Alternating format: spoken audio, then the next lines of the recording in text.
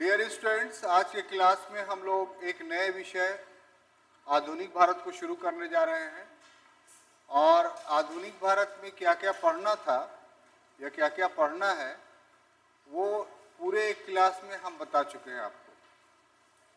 तो जो बताया है उसकी पहली कड़ी आज है, और जो टॉपिक आज हम लोग को पढ़ना है वो है उत्तरवर्ती मुगल काल, लेटर मुगल पीरियड।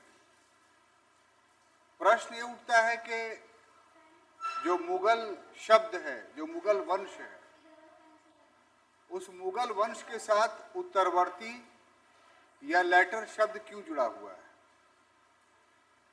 जब मुगल वंश एक ही था तो एक के साथ हम लोग मुगल शब्द इस्तेमाल करते हैं, और एक दूसरे चरण के साथ हम लोग उत्तरवर्ती मुगल काल कहते हैं।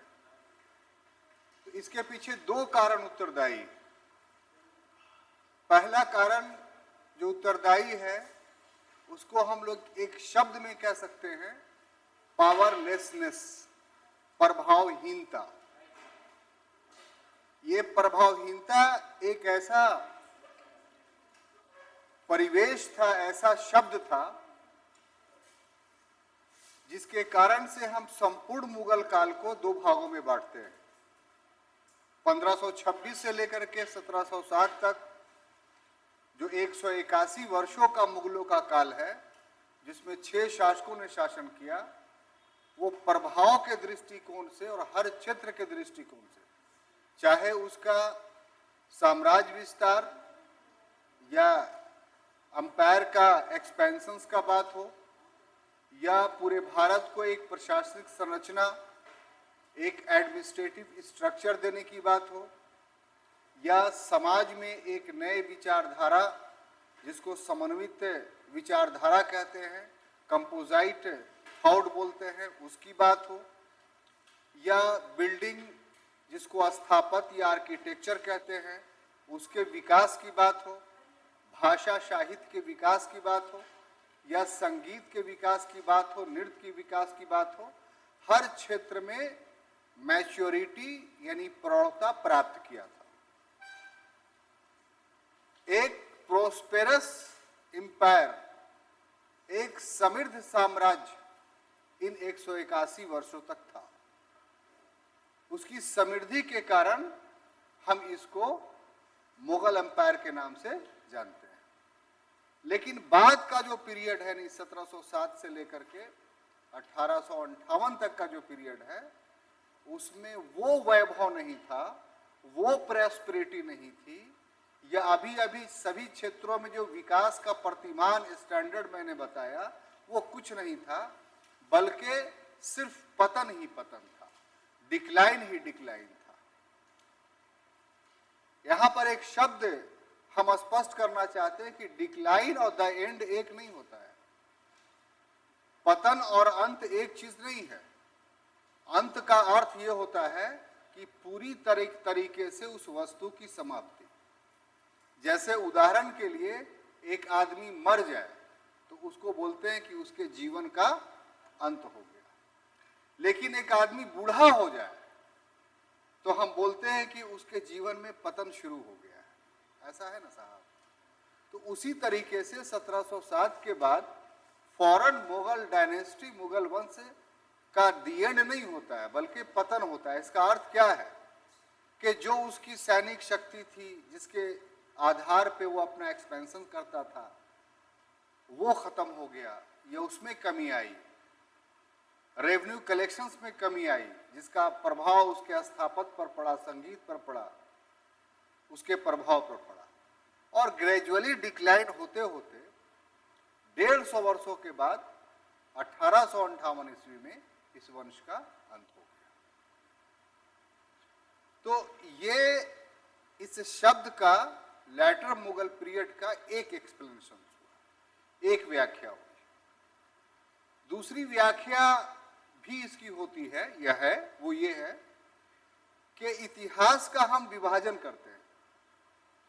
तो इतिहास का विभाजन हम मील और बैंथम के आधार पर जो हो चुका है, आज तक उसी को मानते आ रहे हैं। अपने तरफ से उसमें कोई सुधार करने की कोशिश नहीं की।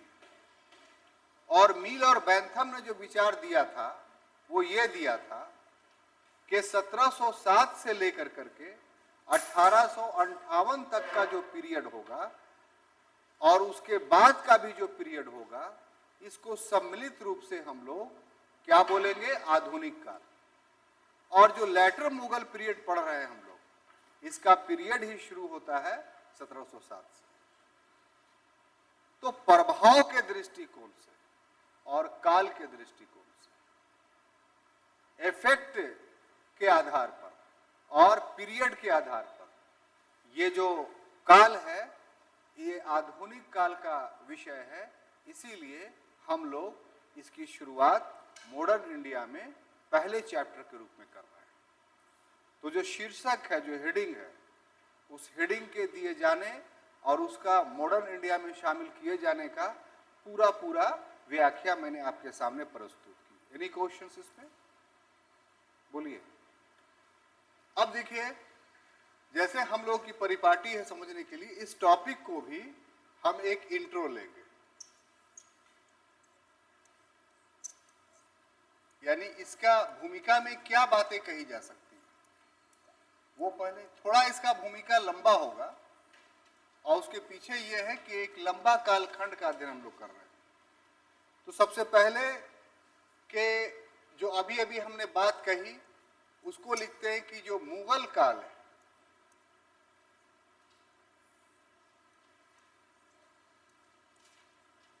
यह मुगल काल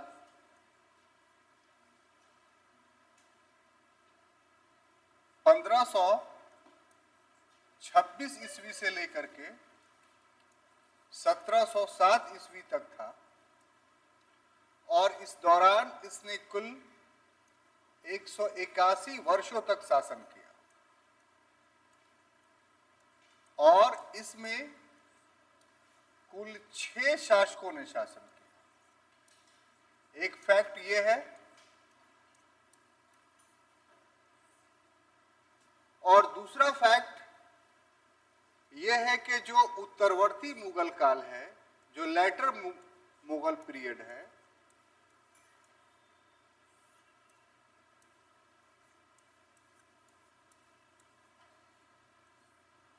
उसने 1707 ईस्वी से लेकर के 1857 ईस्वी तक शासन किया। 1858 तक, 57 नहीं, 58 तक। और कुल वर्ष अगर देखा जाए तो 150 ईयर्स था, 150 वर्षों तक। और अगर शासकों की संख्या देखा जाए तो कुल 11 शासकों ने शासन किया। कितना? 11। जिनको इंग्लिश में लिखना है इंग्लिश में लिखते चले, जिनको हिंदी में लिखना है। और इन दोनों में जो डिफरेंस था वो एक चीज का था। वो क्या चीज? तो प्रभावशीलता का।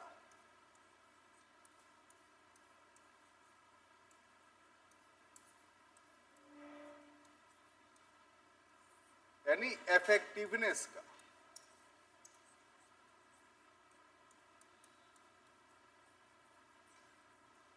ये जो पीरियड है ये अधिक प्रभावशाली था, इसीलिए इसको हम लोग मुगल काल कहते हैं। और इसकी प्रभावशीलता न्यून या कम थी।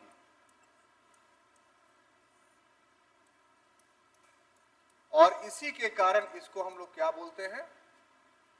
लेटर मुगल पीरियड, उत्तरवर्ती मुगल काल। कहीं पर भी आपको कोई मेरा विचार समझ में नहीं आए तो क्लास में ही रोक करके पूछिए, इतर बात ना कीजिएगा, उससे हट करके। इस टॉपिक से रिलेटेड कोई शब्द नहीं समझ में आ रहा है या कोई बात समझ में नहीं आ रही है तो उसको आप क्लास को इंटरप्ट करके पूछ सकते हैं, क्योंकि जिस समय समस्या उपस्थित हो उस समय समाधान कर दिया जाए तो तथ्य ज़्यादा अच्छे से समझे जा सकते हैं, फैक्ट को अच्छे तरीके से समझा जा सकता है। इसलिए पूरी आज़ादी है आपको। अब देखिए, ये जो पीरियड है इसमें तो बहुत सारी बातें है ही हैं। 3 घटना ऐसा है कि जिस घटना ने इस काल को जो पतनशील था ही, पतन में और सहयोग दे दिया। उसको, उसके पतन को या उसकी मृत्यु को और निकट ला दिया। एक घटना था 1737 ईस्वी का मराठों का आक्रमण। ठीक है, मराठों का आक्रमण।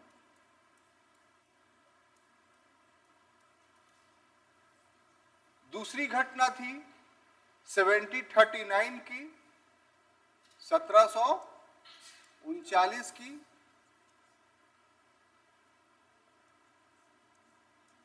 नादिर शाह का आक्रमण।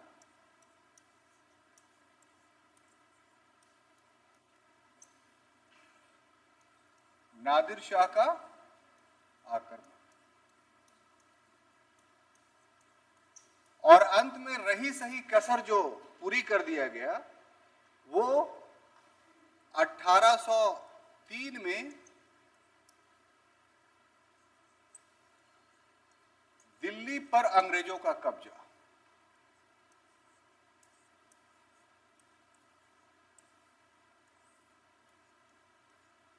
दिल्ली पर अंग्रेजों का कब्जा।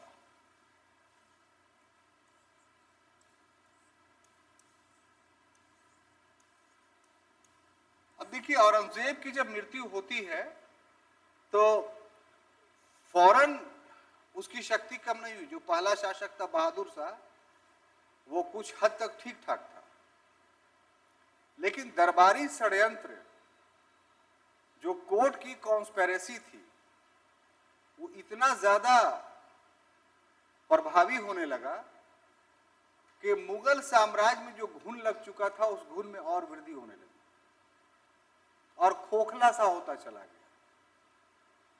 उसकी आंतरिक समस्याएं ही इतनी अधिक थी कि वो बाहरी प्रभावों से अपने आप को अछूता नहीं रख पाया।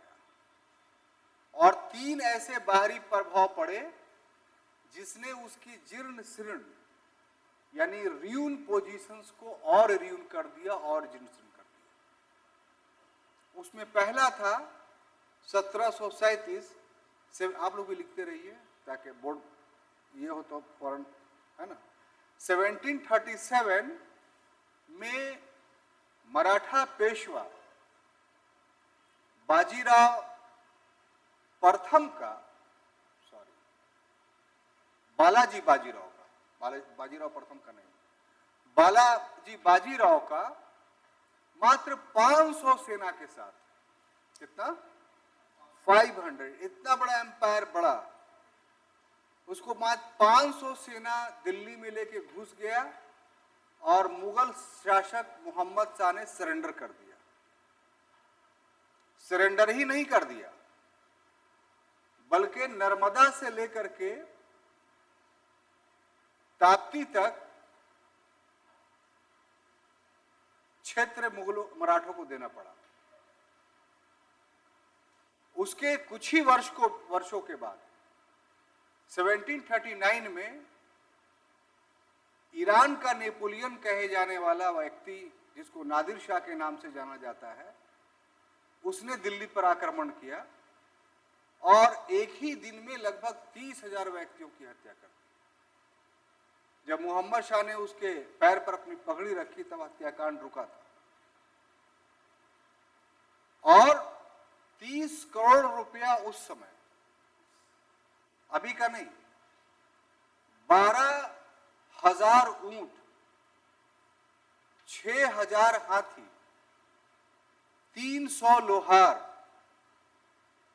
800 बढ़ई और सबसे महत्वपूर्ण बात कि शाहजहां का तख्ते ताऊस जिस पर वो बैठता था, उसी का कीमत 1 करोड़ रुपया था।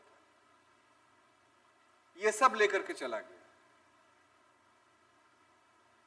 और उसके बाद बीच की घटना तो हमने बताया ही नहीं। 1748 से, ये तो घटना कब का है, 1739, 1748 से लेकर के 1761 ईस्वी तक अफगानिस्तान का शासक अहमद शाह अब्दाली ने 7 बार आक्रमण किया भारत पर और उत्तर पश्चिमी क्षेत्रों को अपने कब्जे में ले लिया।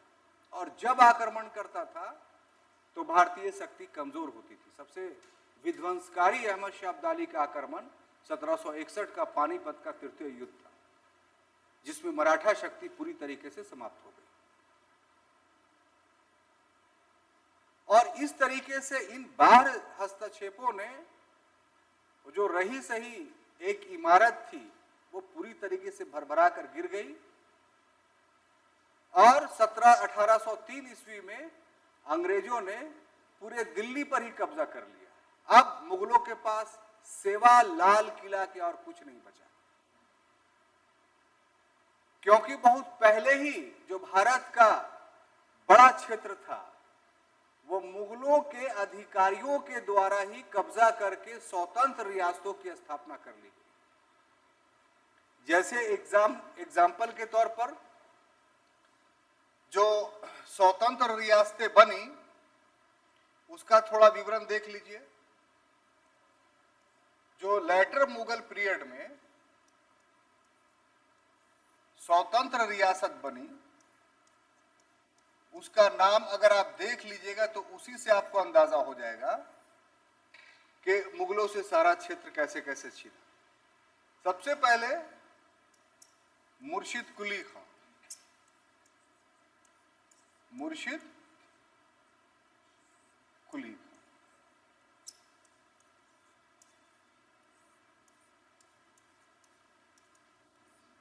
इसने बंगाल को ही स्वतंत्र कर लिया। कब? 1717 में।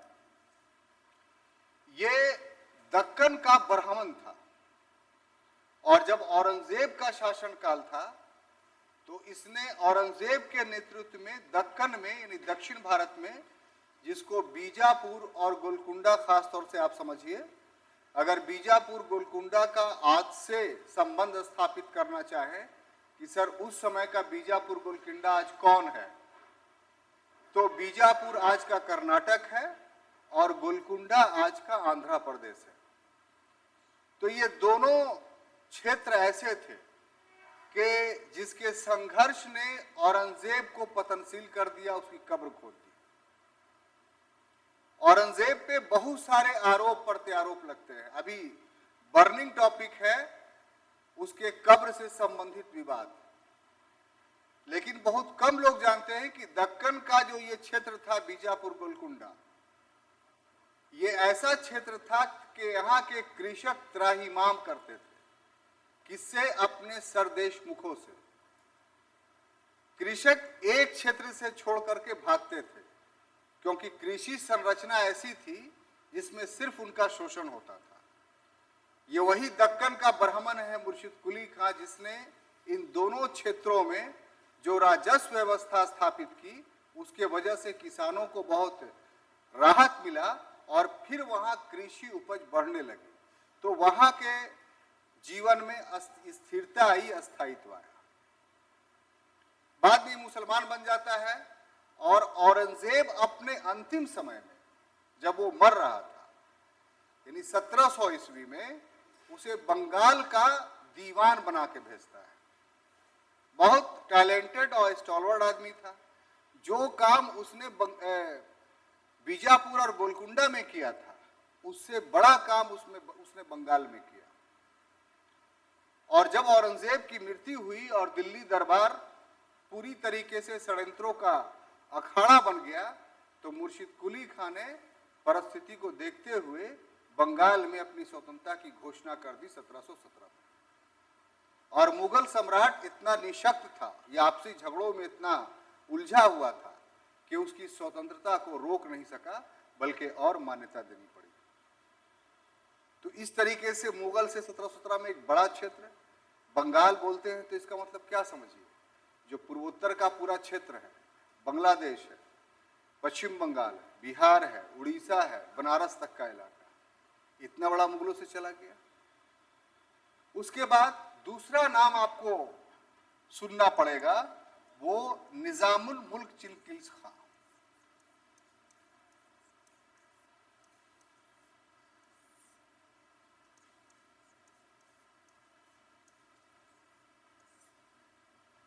निजामुल मुल्क चिनकिल्स खां।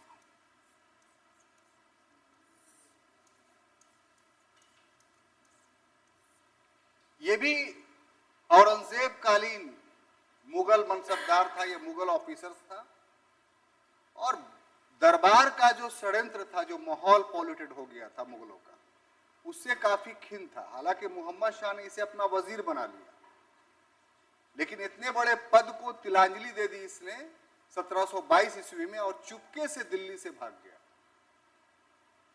और दक्कन का जो सूबेदार था मुगल, उसका नाम था मुबारिज खां। मुबारिज खां को 1724 में शकूरखेड़ा के युद्ध में ये पराजित करता है और 6 मुगल सूबों पर अधिकार कर लेता है। और वहां चिनखिल्च खां ने दक्कन में निजाम वंश की स्थापना की। कब? 1724 में। यानी 1724 में ही पूरा दक्कन मुगलों के हाथ से निकल गया। उस समय का शासक मोहम्मद शाह ने अपनी इज्जत बचाने के लिए निजामुल मुल्क चिनखिल्च खां के स्वतंत्रता की मान्यता दे दी और उसके अस्तित्व को स्वीकार कर लिया। तो 17 में बंगाल गया और 24 में पूरा दक्षिण भारत चला गया। अब और थोड़ा सा कहानी आगे बढ़ाते हैं। बड़ा मजा मिल रहा है आप लोगों को पढ़ने में, लगता है? नहीं। उसके बाद एक और नाम बर्दाश्त कर लीजिए, सादत खां बुरहान मुल्क। सादत खां बुरहान मुल्क।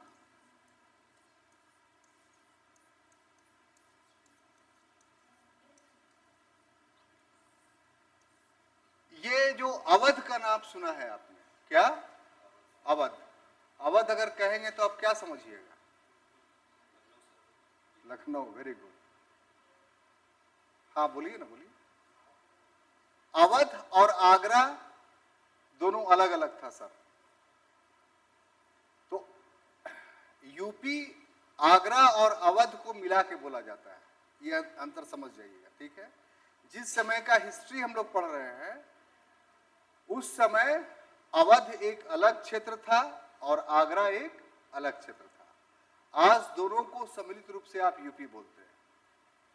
तो यहां का यानी अवध में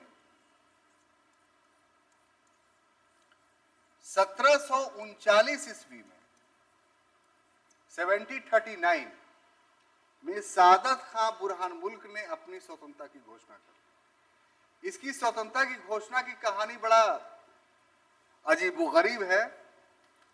जब नादिर शाह ने आक्रमण किया, तो जब नादिर शाह जाने लगा तो सादत खां बुरहान मुल्क ने कहा कि कहां जा रहे हो? मोहम्मद शाह के पास 20 करोड़ रुपया है, मांगो उससे। तो ये रुक गया और जब मांगने लगा तो रुपया था ही नहीं। तो इसको पकड़ा उसने, नादिर शाह ने, कि तुम बोला था पैसा कहाँ है, लाओ, और नहीं तो तुमको हम मार देंगे। तो इसने सुसाइड कर लिया, जहर खा लिया। और सादत खां का बेटा था, उसने 20 करोड़ रुपए दिए उसको। किसको? नादिर शाह। और इस तरीके से दिल्ली से इसका नाता टूट गया और ये अवध में आकर के एक नई रियासत की स्थापना की। ठीक है? यहां पर एक बात और आपको अंदर की बताते चले, जो आमतौर पे पुस्तकों में नहीं मिलता है या बहुत कम लोग जानते हैं, कि ये मुर्शिद कुली खां और ये सादत खां बुरहान मुल्क, ये इस्लाम धर्म के शिया मत के मानने वाले लोग।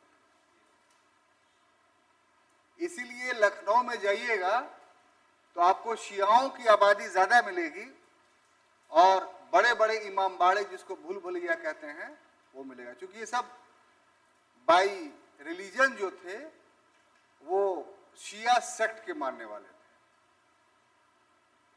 कलकत्ते में भी जाइए तो मटिया बुरुज है, पूरा शियाओं से भरा हुआ है। तो उसके पीछे कॉज यही है। लेकिन जो निजामुल मुल्क था वो शिया नहीं था, वो सुन्नी था।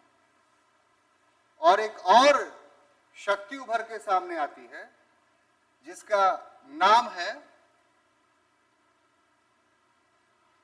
हैदर अली।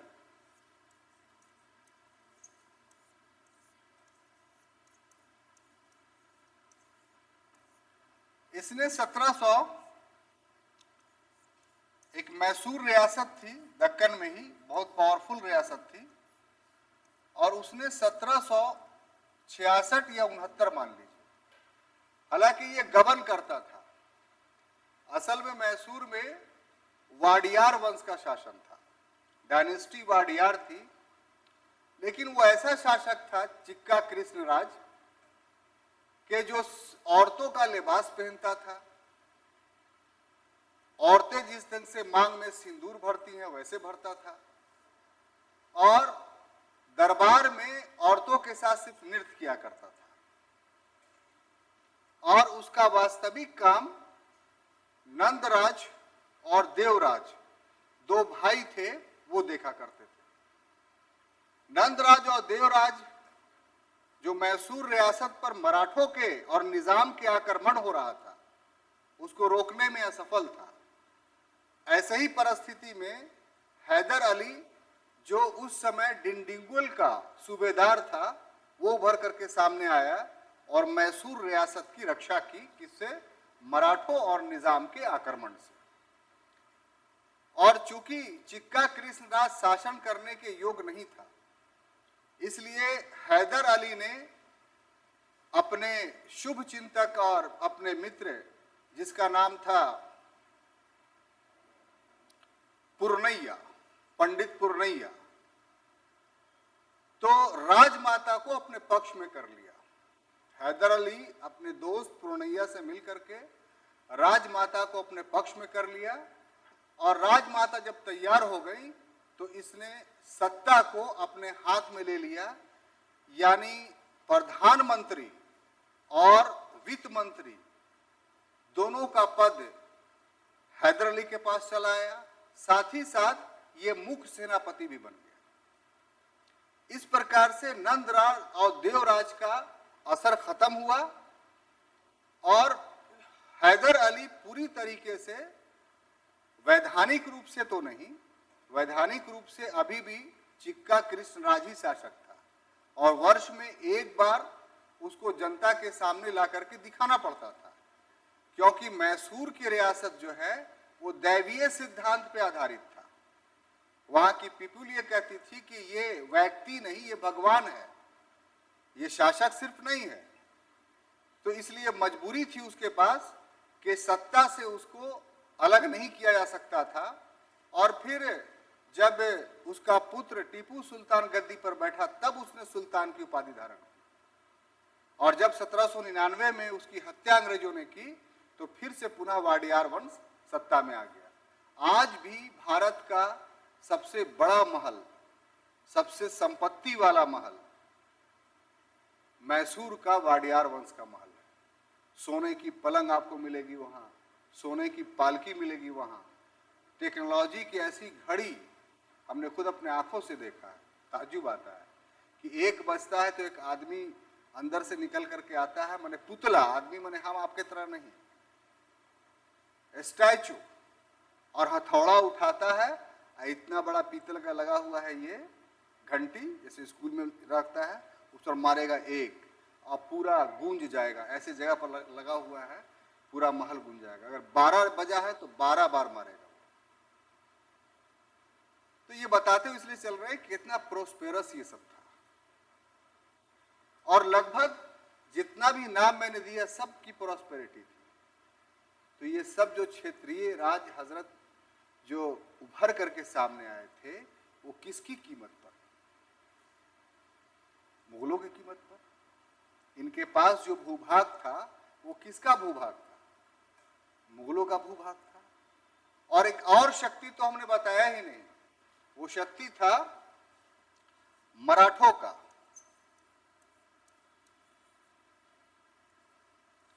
ये मराठवाड़ा में था,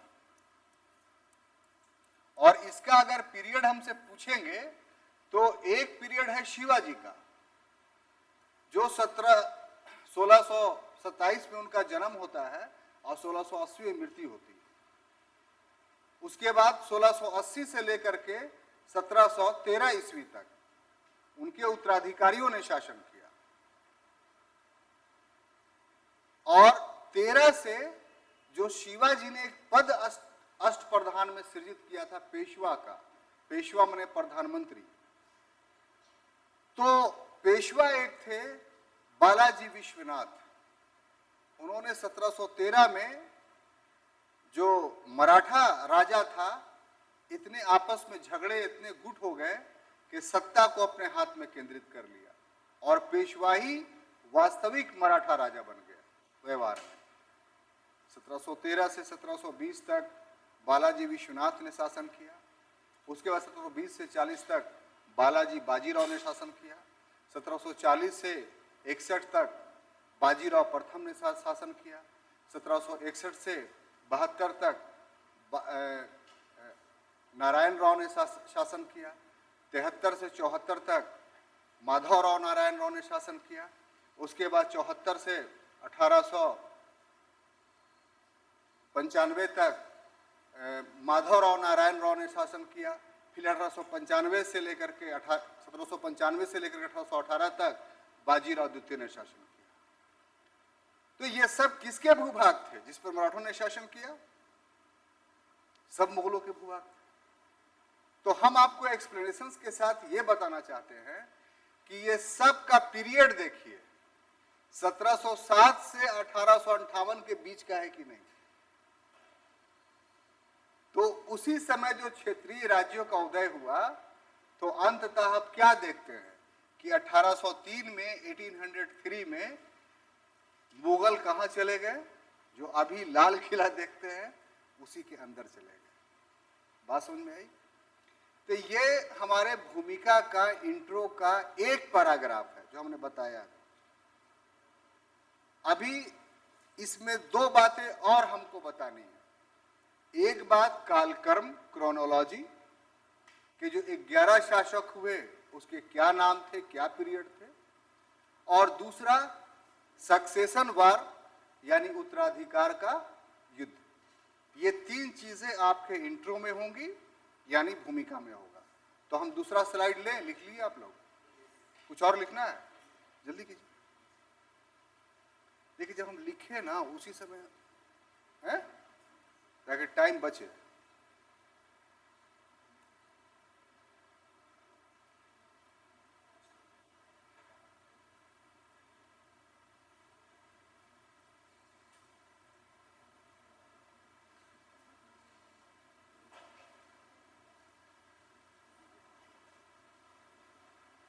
वैसे मत कीजिए, क्लास में कल ही ना बोला है, बात ग्रुपिंग में कर सकते हैं। क्लास में एकदम चुप रहिए, जो पूछना है हमसे पूछिए, ठीक है?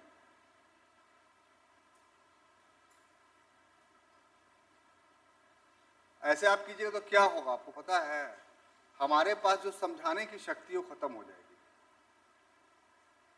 इसलिए कि दिमाग जो है डाइवर्ट कर जाता है दूसरी तरफ। हमसे पढ़ना है अगर तो फुल कंसंट्रेशन हमारे तरफ रखिए। हम जब चले जाए जो करना है कीजिए, हमको कोई ऑब्जेक्शन नहीं। उससे आपको बेनिफिट होगा कि जितना चीज समझाए इसी पर गौर कीजिए ना। बोर्ड पर जो लिखा हुआ है इसको देखते रहिए आप। उससे क्या होगा कि बहुत सारी चीजें आपको याद होती रहेंगी। जैसे ही आप दूसरा से बात करना शुरू करते हैं हमारी पूरी मेहनत खत्म हो जाती है, आपको पूरा पूरा लॉस होता है, इसलिए बता रहे हैं। तो बोर्ड के तरफ केंद्रीयकरण, खिंचाव, पढ़ाई का समझ जाइए 50% सफलता का राज छुपा हुआ है उसमें।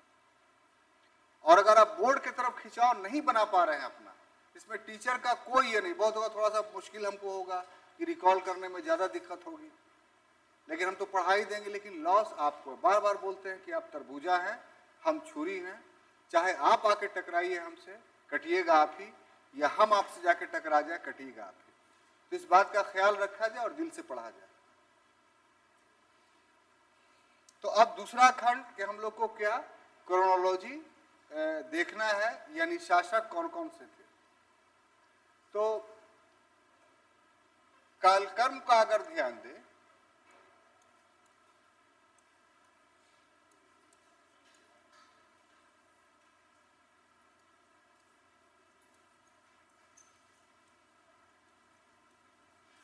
ये कल नोट्स बनाइएगा तो इसको मत लिखिएगा, ठीक है? पहला वाला लिखिएगा, इसके बाद जो बताएंगे वो सिर्फ लिखिएगा इंट्रोडक्शन में। ये अलग से हम आपको दे रहे हैं इसलिए कि सब कोई से कल सुनेंगे। 11 शासकों का नाम सबको बोलना पड़ेगा विथ डेट, क्लियर? कोई किंतु परंतु और ये हो गया था वो हो गया था, मेहमान आ गए थे, अम्मी बोली था कि ये काम कर दो, अब्बा बोले थे ये काम कर दो, ये सब हम नहीं सुनना चाहते, ठीक है? रात में जग के पढ़िए जैसे पढ़िए। पहला शासक आपको भी याद है तो कुछ बोलते चलिए। जहां, सॉरी गलत,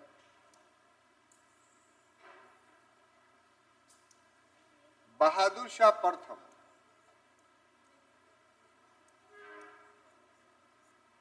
बहादुर शाह प्रथम। इसका शासनकाल कब से कब था? 1707 से, वेरी गुड, इंटेलिजेंट, ईस्वी नहीं लिख रहे हैं। उसके बाद दूसरा शासक जहांदार शाह,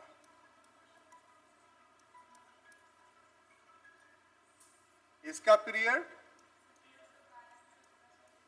वेरी गुड, 1713। अगला शासक फर्रुखशियर,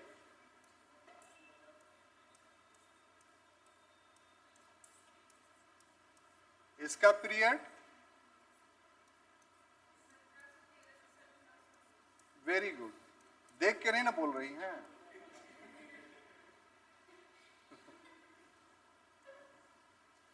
चौथा बोलिए,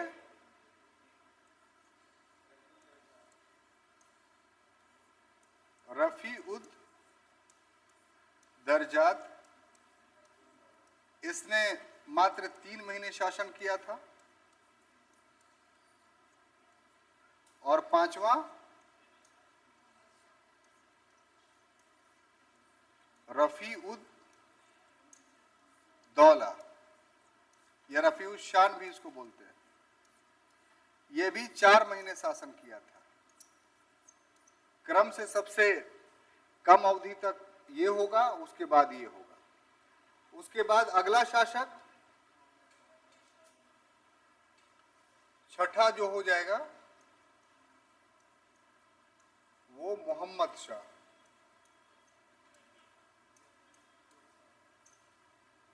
इसने शासन किया था 1719 ईस्वी से लेकर के 1748 ईस्वी तक। सातवां शासक अहमद शाह,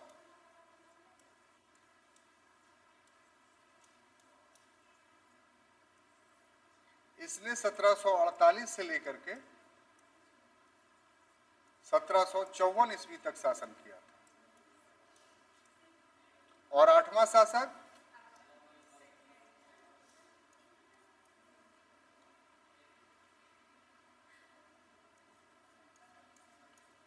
आलमगीर सेकंड, द्वितीय। इसने कब से कब तक शासन किया था? 1754 से 1759 तक। और नौवां शासक कौन था? शाह आलम सेकंड या द्वितीय। इसने कब से कब तक? 1759 से 1806 तक, 1806 तक। अब उसके बाद 7, 8, 9, 10वां शासक कौन था? अकबर द्वितीय।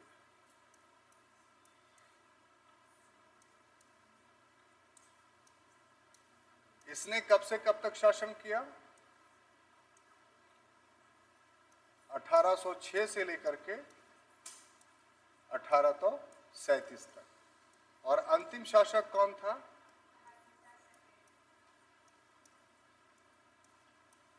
बहादुर शाह द्वितीय। ये कविता लिखता था जफर नाम से, तो जगह जगह बहादुर शाह जफर भी लिखा हुआ मिलेगा। इसने वैधानिक रूप से जो शासन किया 1837 से लेकर के 1858 तक। और 1858 के अधिनियम के तहत मुगल वंश का सदा के लिए इतिश्री हो गया। क्लियर?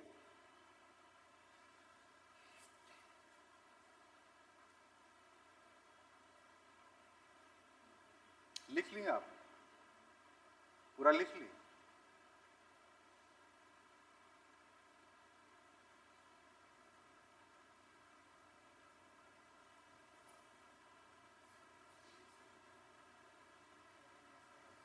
क्या है बोलिए? रफीउद्दौला 4 महीने तक।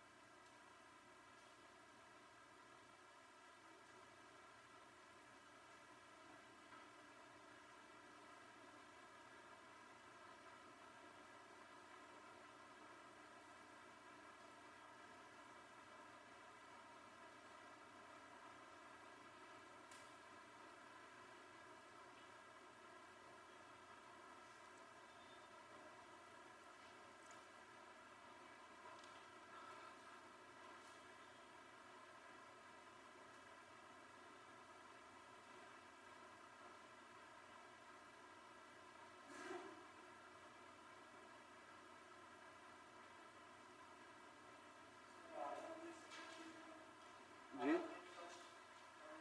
हाँ, उपाधि थी औरंगजेब की आलमगीर पर।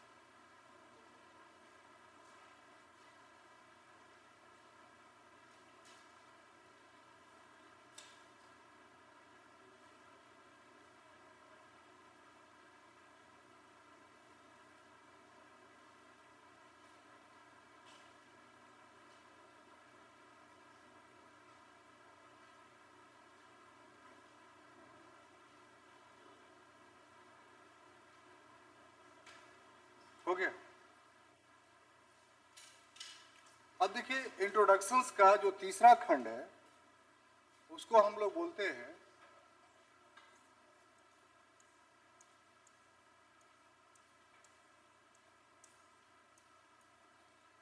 उत्तराधिकार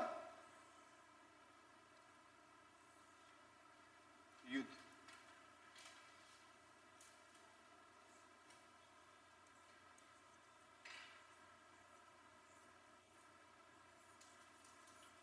सक्सेसर वार। देखिए, सक्सेसर वार या उत्तराधिकार की युद्ध मुगलों की नियति थी, उसे किस्मत में लिखा हुआ था। और इसके पीछे जो काउज अकाउंटेबल था, जो कारण उत्तरदायी था, वो लैक ऑफ सक्सेसर लॉ था, यानी उत्तराधिकार के नियम का अभाव। और इसके पीछे जो क्यों अभाव था, तो ये मुगलों की उत्पत्ति इसके लिए अकाउंटेबल था। मुगल कौन थे ये आप जानते हैं? बोलिए ना हाँ या ना। नहीं जानते। मुगल एक हाइब्रिड नस्ल थी, संकरित प्रजाति थी, और चीन के बीच में एक मंगोलिया देश है, वहां की रहने वाली जाति थी। और मंगोलिया में अक्ताई एक पहाड़ी है, उसी पर केंद्रित लोग ये थे। बिल्कुल बर्बर थे, आतंकी थे, कुछ था ही नहीं वहां इनके लिए व्यवसाय का। इनका मुख्य पेशा जो था वो लूट मार करना था। वहां से रेशम मार्ग क्रॉस करता था उस जगह से, तो जो व्यापारी जाते थे उनको ये मंगोल लोग लूट लिया करते थे। यही काम तुर्क लोग करते थे। उसी में एक व्यक्ति पैदा हुआ जिसका नाम तमुजीन था, और इसी को इतिहास चंगेज खां के नाम से जानती है। ठीक है, दिमाग पर जोर पड़ रहा था कि पढ़ा हुआ है? ये भी मुसलमान नहीं था। सबसे बड़ी बात अपने दिमाग में ये बात नहीं रोक कि all of them are barbaric. इनका कोई रिलीजन ही नहीं था, कोई धर्म ही नहीं था। ये लोग खाकान कहलाते थे। मंगोलिया में खाकान का मतलब कि बड़ा खान, और जो ज्यादा शिकार करता था, जो ज्यादा लूटमार करता था, उसी को खाकान कहते थे। तो चंगेज खां यानी तिमोजीन के दिल में एक विचार आया कि आखिर ये बर्बर जातियों को हम सब कैसे बनाएं। तो एक औरतों का काफिला गुजर रहा था, क्योंकि दास प्रथा भी थी, स्लेवरी सिस्टम भी था बहुत, उसमें आदमियों को बेचा जाता था। पूरा नॉर्थ अमेरिका और साउथ अमेरिका जो कॉन्टिनेंट बना वो स्लेव पर बना, दास प्रथा पर बना। वही जाकर के खेती किए तब वो आबाद हुआ। तो इस तरीके के दास प्रथा थी। बड़े पैमाना पे लोग बिक्री किए जाते थे, और उनके अपने लोग ही बेचते थे, उनके सरदार जो बेचते थे। तो औरतों का एक, दासियों का एक झुंड गुजर रहा था, उसको चंगेज खान ने लूट लिया। और जैसे वस्तु बांटी जाती है ना, वैसे दासियों को आपस में बांट लिया और कहा कि इससे जितना जल्दी हो बच्चा पैदा करो। और 10 सालों तक उसने एक बड़ी फौज खड़ा कर ली। तो वो जो नस्ल निकला वो हाइब्रिड नस्ल था। कोई शर्मो हया की बात नहीं है, इतिहास में जो बात होगी वो पढ़ी जाएगी, डंके की चोट पर पढ़ी जाएगी, इसलिए कि आपको अंदर तक बातों को समझना है। एक तो हाइब्रेशन इनका यहां हुआ, तो हाइब्रेशन से बुद्धि तीव्र होती है। तो पहला तीव्र यहां हुआ, तो इसका रिएक्शंस क्या हुआ कि चीन पर कब्जा कर लिया चंगेज खान, और वहां इसे बारूद की जानकारी मिली, और उसी से इसने तोप बनाया। उसके बाद फिर एशिया और अफ्रीका कॉन्टिनेंट में बढ़ा है, सबको जीतता हुआ चला गया। फिर इसके बहुत सारी शाखाएं, बेटा हुआ, पोता हुआ, और पूरे वर्ल्ड को आपस में बांट लिया। अभी तक ये लोग का कोई रिलीजन्स नहीं था। पहला मंगोल जो मुसलमान बना वो गैकातू खा था, जो कहा चेचन्या का इलाका पर शासन कर रहा था। जो चेचन विद्रोही का नाम आप सुनते हैं रशिया में, वो सब के सब मंगोल हैं, इसीलिए शक्ल आपको चीन से मिलता हुआ दिखाई पड़ेगा उन लोग का। तो गैकाथू खां जो था वो पहला व्यक्ति था, और यहां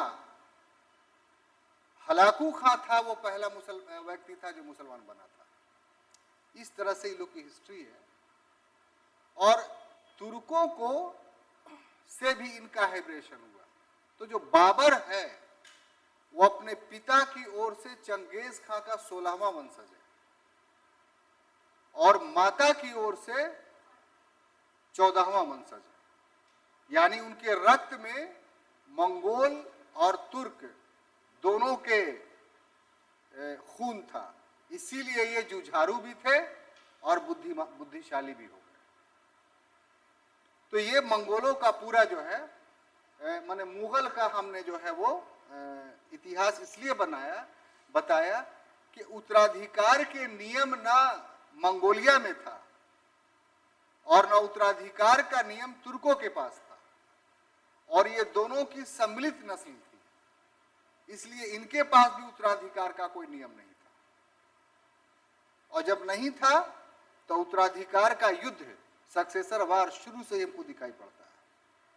जैसे बाबर इसका पहला शासक, बाबर ने अपने जीवन काल में किसको अपना उत्तराधिकारी बनाया था? हुमायूं को। लेकिन कामरान, अस्करी और हिंदाल क्या अपने बड़े भाई के प्रभुत्व को स्वीकार किया था? तीनों भाइयों से युद्ध हुआ, कुछ मारे गए, कुछ जंगल में जाके मरे, तब हुमायूं शासक बना। हुमायूं का जो उत्तराधिकारी था अकबर, तो चूंकि इकलौता था और उसके साथ बैरम खां था, इसीलिए उसको कोई दिक्कत नहीं हुई और वो शासक बन गया। लेकिन अकबर के बुढ़ापे में क्या हुआ? तो खुसरो और सलीम के बीच शाहजहां कहां आ गया था? खुसरो और सलीम के बीच संघर्ष हुआ।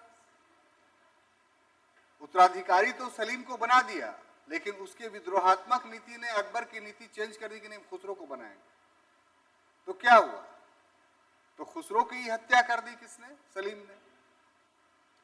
और फिर जो अकबर का सबसे प्रिय दोस्त था, उसको दक्कन में जाके मार दिया, और इस ढंग से सलीम जहांगीर के नाम से शासक बना। जहांगीर जब बूढ़ा हुआ तो क्या हुआ? तो जहांगीर ने जो है अपना उत्तराधिकारी शहरयार को बनाया था, जो उसकी सबसे प्रिय बेगम, क्या नाम था उसका? जैबुन निशा, मेहरुन निशा। तो उसको, हाँ मेहरुन निशा, सॉरी, तो उसकी बेटी थी लाडली बेगम, तो शहरयार की शादी लाडली बेगम से की और उसको उत्तराधिकारी बनाया। लेकिन जो जहांगीर का बड़े पत्नी से, जो राजपूत पत्नी से उत्पन्न बेटा था, वो शाहजहां था, खुर्रम जिसका नाम था, और शक्ति में काफी शक्तिशाली था क्योंकि आसिफ खां जो है उसका ससुर था। तो क्या हुआ? शहरयार की हत्या हुई और शाहजहां बना। सबसे विध्वंसात्मक युद्ध जो उत्तराधिकार का हुआ, सक्सेसर का, वो शाहजहां के अंतिम समय में हुआ, और औरंगजेब, दारा, शुजा और मुराद, ये चारों के बीच संघर्ष हुआ, और अंत में 3 भाई मारे गए और औरंगजेब विजयी रहा। और यही नहीं, उसने अपने बाप शाहजहां को कैद कर लिया, और तब वो मुगल उत्तराधिकारी बना।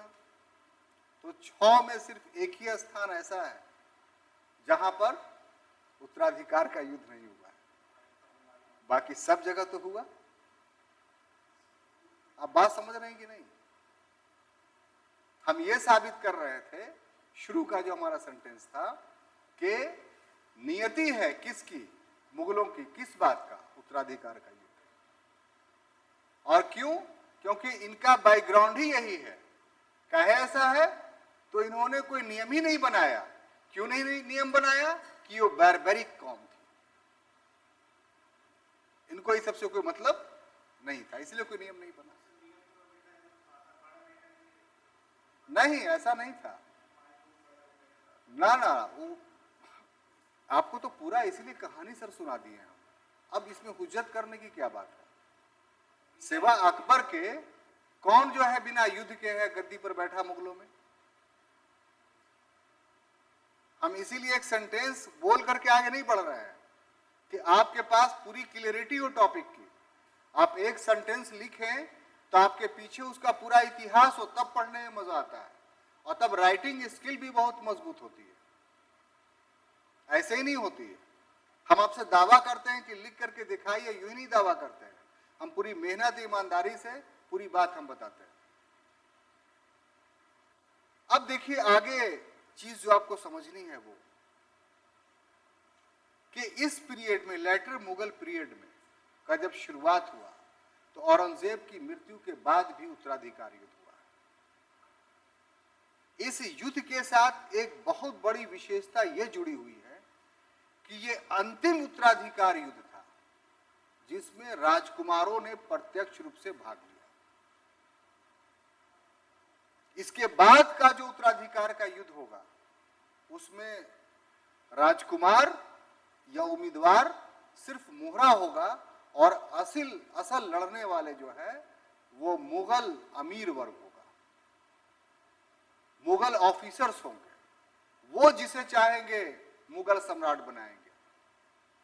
अभी तक ऐसा मुगलों का बुरा दिन नहीं आया था, लेकिन लेटर मुगल पीरियड में मुगलों को ऐसा बुरा दिन भी आया। हद तो ये हो गई कि किसी का कपड़ा फाड़ के हटाया गया गद्दी पर से, किसी को लपड़ थप्पड़ करके हटाया गया, किसी को बाल नोच के हटाया गया, किसी को नंगा करके यमुना में फेंक दिया गया। ये लेटर मुगल पीरियड के बादशाहों की दयनीय स्थिति है जो आगे चल के हम लोग पढ़ने जा रहे हैं। ठीक है, तो इस उत्तराधिकार के युद्ध का काफी इंपॉर्टेंस है। ये वो अंतिम उत्तराधिकार का युद्ध है जिसमें राजकुमारों ने युद्ध में भाग लिया। इसके बाद का जो भी उत्तराधिकार का युद्ध हम लोग पढ़ेंगे लेटर मुगल पीरियड में, उसमें राजकुमार से मुख दर्शक थे, जिसको चाहा अमीर वर्ग ने उठा के बादशाह बना दिया, जिसको चाहा हटा दिया। क्लियर? अब देखिए ये उत्तराधिकार का युद्ध है, शुरू कहां से होता है? तो एक तिथि है जो आपको याद रखना चाहिए, 3 मार्च 1707। ठीक है, इस समय औरंगजेब जो था वो बुरहानपुर में था।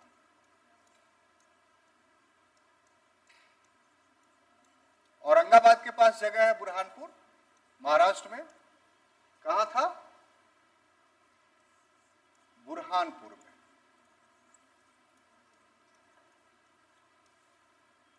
ठीक है, औरंगजेब को अपनी मृत्यु का आभास हो चुका था 3 ही तारीख को, और रात में ही उसने अपना डेथ डिड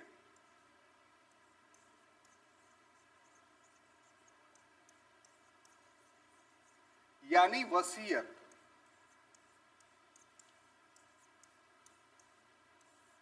अपने तकिया के नीचे रख छोड़ा था। उसको इस बात का डर था कि मेरा जो तीनों पुत्र है, बड़े पुत्र का नाम शाह मुअज्जम, उसके बाद वाले पुत्र का नाम शाह आजम, और सबसे छोटे पुत्र का नाम कामबख्श। तो अपने जीवन काल में लगभग 50 वर्षों का औरंगजेब का शासन काल है, 96 वर्ष की उम्र में वो मरा था। तो चूंकि उसने अपने पिता को कैद में रखा, अपने भाइयों की हत्या की, इसलिए उसे अपने परिवार के किसी सदस्य पर यकीन नहीं था, यहां तक कि अपने पुत्र पर भी नहीं। इसीलिए अपने शासन काल के संपूर्ण काल में तीनों पुत्रों को दिल्ली में नहीं रखा। सबसे बड़े पुत्र शाह मुअज्जम को बोला कि तुम जमरूद के शासक हो, यानी प्रांतपति हो अफगानिस्तान के, वहां चल जाओ। उसके बाद शाह आजम को कहा तुम गुजरात चले जाओ, वो भी किनारे, और कामबख्श जो छोटा था उसको बोले तुम दक्कन चले जाओ, यानी नीचे एकदम। दिल्ली से तीनों दूर रखा। लेकिन इतना बड़ा साम्राज्य देता तो अपने पुत्र को ही ना। तो देखिए जीवन भर अपने पुत्रों को अलग रखने से हुआ क्या? वो चाहता था उत्तराधिकार की समस्या का समाधान कर सकता था, लेकिन भाई भाई के बीच और पिता पुत्र के बीच वैसा पारस्परिक संपर्क नहीं रहा जिससे कि युद्ध को रोका जा सके। सभी शुरू से ही एक स्वायत्त और स्वतंत्र व्यवहार के मालिक हो गए थे। इसलिए अपने मृत्यु के बाद या मृत्यु के समय औरंगजेब ने जो वसीयत लिखी वो कारगर नहीं हुआ। तो सबसे पहले देखते हैं वसीयत क्या थी। तो उसने कहा कि जो मेरा बड़ा पुत्र है यानी शाह मुअज्जम,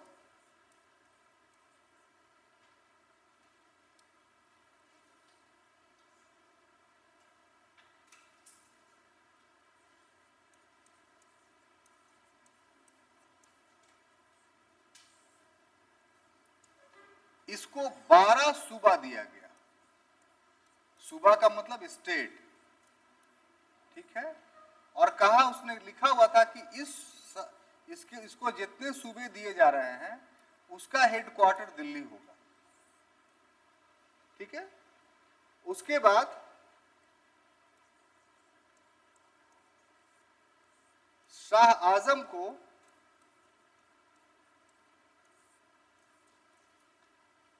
आगरा,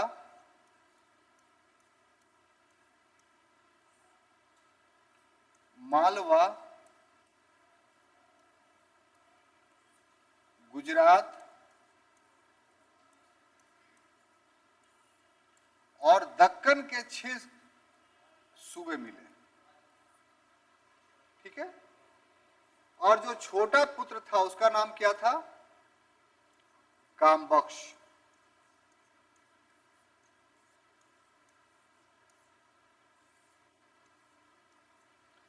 इसको जो है बीजापुर यानी आज का कर्नाटक और हैदराबाद यानी उस समय का गोलकुंडा का प्रांत दिया गया। ये वसीयत में लिखा हुआ है कि आपस में झगड़ा नहीं हो। लेकिन क्या हुआ, इस मृत्यु के बाद उसकी वसीयत को किसी ने ध्यान नहीं रखा और तीनों ने यानी शाह आजम ने, शाह मुअज्जम ने,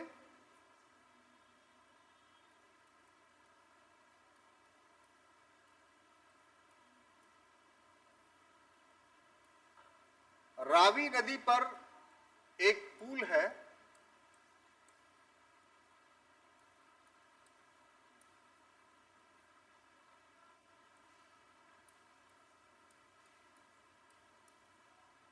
शाहदौला,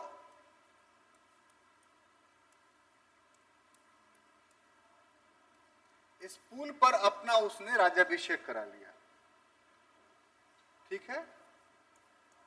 यानी फौरन जैसे ही उसको पता चला कि मेरा बाप मर गया तो वो जमरूद से दिल्ली की तरफ कूच गया और दिल्ली पहुंचा ही नहीं था कि रास्ते में उसने आपको पूरे भारत का सम्राट घोषित कर दिया पंजाब में। दूसरा जो उसका भाई था यानी शाह आजम, उसने गुजरात में, चूंकि वहां का प्रांतपति था वो, तो गुजरात में एक जगह है अहमदाबाद जो आज उसकी राजधानी है, वहां उसने अपने आप को मुगल बादशाह घोषित करके अपना राज्याभिषेक करा लिया, जिस समय उसको समाचार मिला। और तीसरा जो उसका बेटा था और इन लोगों का भाई था कामबख्श,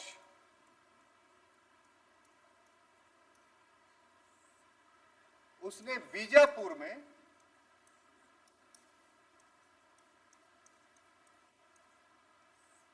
अपना राज्याभिषेक करा लिया,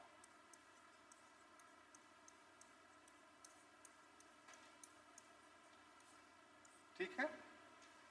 इस तरह इन तीनों के द्वारा जो औरंगजेब का वसीयत था उसको नकार दिया गया। जब राज्याभिषेक करा लिया स्वयं पूरे भारतीय साम्राज्य का, तो इसका मतलब कि बाप ने जो वसीयत की थी उस वसीयत को उन लोगों ने नहीं माना। अब इस नहीं मानने का परिणाम क्या हुआ, रिजल्ट क्या हुआ? तो इसका रिजल्ट हुआ युद्ध, यानी भाइयों के मध्य युद्ध हुआ। और इस युद्ध में किसने किसको पराजित किया वो राज अब खोल रहे हैं। तो यहां पर उत्तराधिकार युद्ध में 2 लड़ाइयां हुई हैं। कितना? 2। उसमें एक युद्ध को बोलते हैं जजाव का युद्ध। क्या बोलते हैं? जजाव का युद्ध। ये कब हुआ था? तो 18 जून। जजाऊ आगरा के पास एक गांव है, दिल्ली से बहुत दूर नहीं है, ठीक है। तो 18 जून 1707 ईस्वी। इसमें क्या हुआ? तो इसमें शाह आजम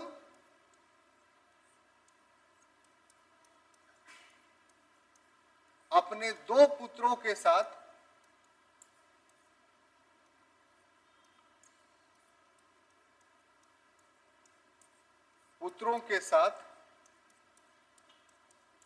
मारा गया। यानी जीत किसकी हुई? तो शाह मुअज्जम की। दूसरा जो युद्ध है उसको बोलते हैं बीजापुर का युद्ध।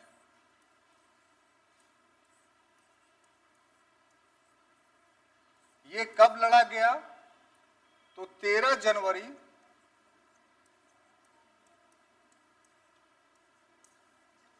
1709 ईस्वी को। इसमें क्या हुआ साहब? तो कामबख्श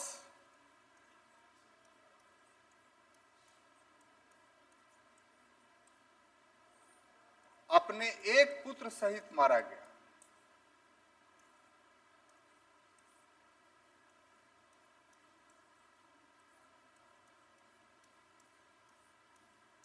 अपने एक पुत्र सहित मारा गया।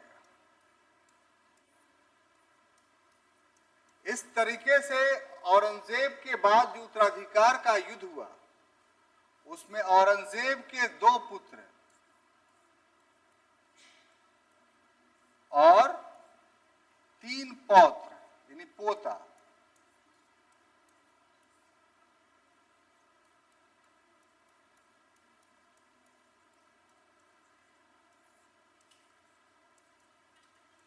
की हत्या के पश्चात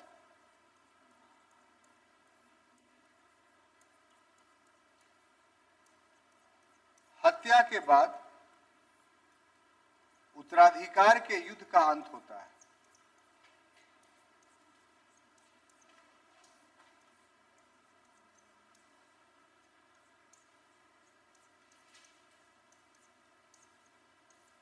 ठीक है।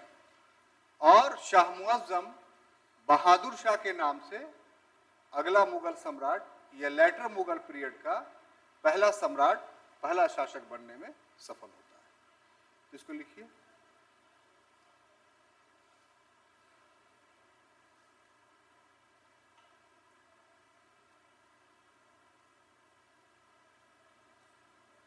आप नहीं लिख रहे हैं? होमवर्क बना के लाइए। ये सारा मटेरियल आपको एक जगह नहीं मिलेगा, ठीक है। तो अगर चाहते हैं कि मेरा नोट्स तैयार होता जाए तो आपको घर पे मेहनत करना चाहिए और ऐसा लिखिए कि पीटी मेंस दोनों में काम आए वो।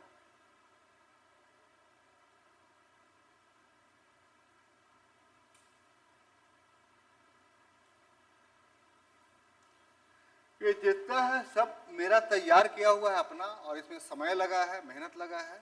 तो आप चाहिएगा इसको तैयार करना तो आपको भी समय मेहनत देना पड़ेगा।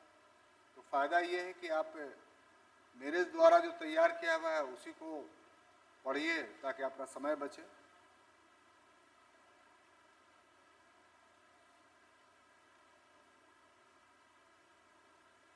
इसी को सिर्फ आपको पैराग्राफ में चेंज करते जाना है।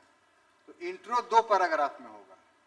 एक जो शुरू में बताए थे वो और फिर पैराग्राफ चेंज करके ये वाला बीच वाला जो क्रोनोलॉजी है वो मत डालिएगा नोट्स में, वो याद करने के लिए दिए हैं ताकि आपको याद रहे।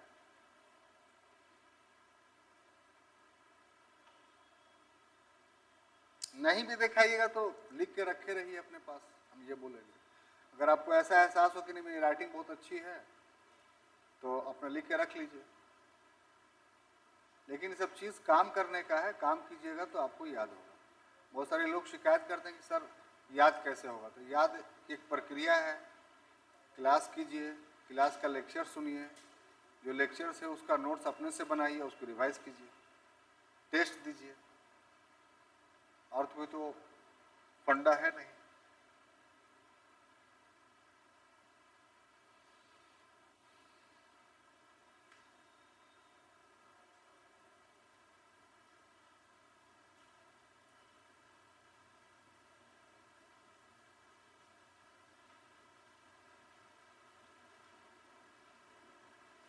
आप लोग बोलते हैं, हम जो गया में कल्चर है सिविल सर्विस का, हमारा सब देखा हुआ है। टीचर की बुराई नहीं करनी चाहिए, लेकिन बच्चों के हित में बात जरूर करनी चाहिए। तो हमारा जो इंस्टीट्यूट था, तो हम उस समय बीपीएससी में 2 पेपर होता था, हम हिस्ट्री पढ़ाते थे, एलएसडब्ल्यू पढ़ाते थे। तो कुछ हमारे स्टूडेंट बोला कि एंथ्रोपोलॉजी रखेंगे, तो ठीक मेरे सामने जो था आफाक साहब का आईएएस एकेडमी, हमसे बातचीत नहीं थी, तो लड़का लोग जाके एडमिशन ले लिया, 30,000 रुपया लिए सिर्फ एंथ्रोपोलॉजी पढ़ाने के लिए। वो लोग चूँकि हमसे ही पढ़ रहा था और वहाँ भी पढ़ रहा था।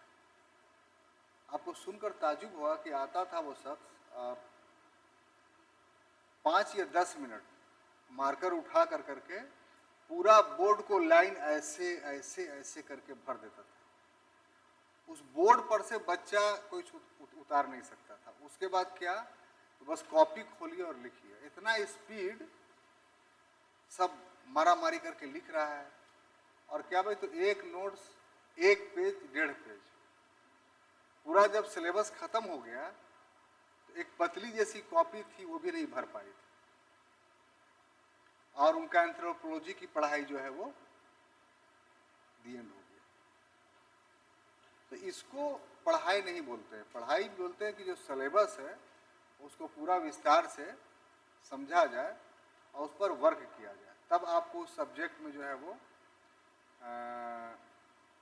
महारत हासिल होगा। आप कितना भी ट्विस्टेड क्वेश्चन कर दे तो आप उसका जवाब लिख सकते हैं। तो आपको मौका मिल रहा है तो उसको कीजिए आप।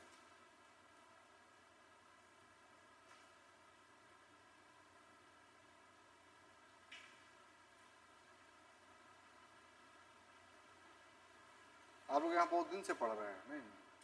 ये लास्ट है, छूटा हुआ है, नहीं वही कंप्लीट करना है। सुना कि लास्ट है आप लोग का, बढ़े आ गया। तो अब ये इतना इंट्रोडक्शन हुआ।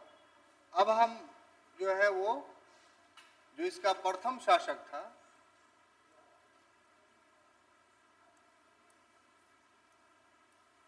बहादुर शाह, उस पर आते हैं। इसका शासनकाल क्या था, अभी अभी आपने देखा, 1707 से लेकर के 1712 ईस्वी तक, ये एडी तक। देखिए, इतिहास में ये 3 नामों से जाना जाता है, इसलिए आरंभ में ही इसका को स्पष्ट कर देना जरूरी होगा। एक तो बहादुर शाह लिखा हुआ है, वो तो आप जान ही रहे हैं। दूसरा, अभी अभी आपने सुन रखा है कि उसका नाम शाह मुअज्जम भी था, ठीक है। और एक और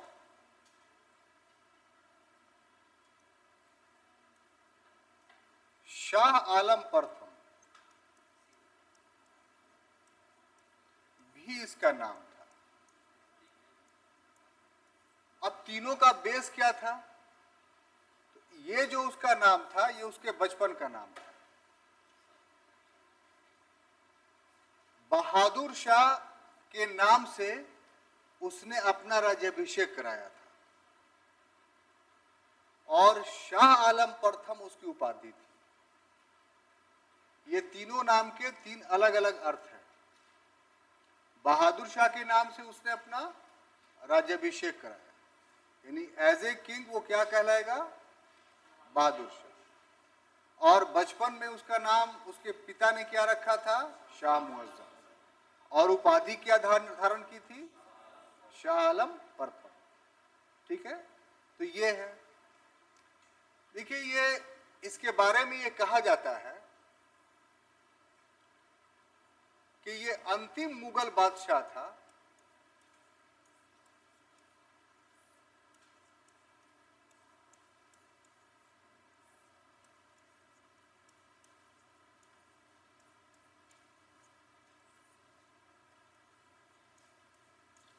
जिसने मुगल संप्रभुता का प्रयोग किया।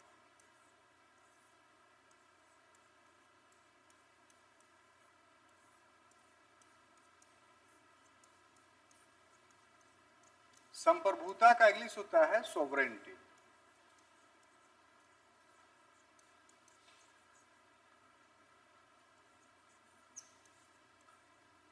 का प्रयोग किया।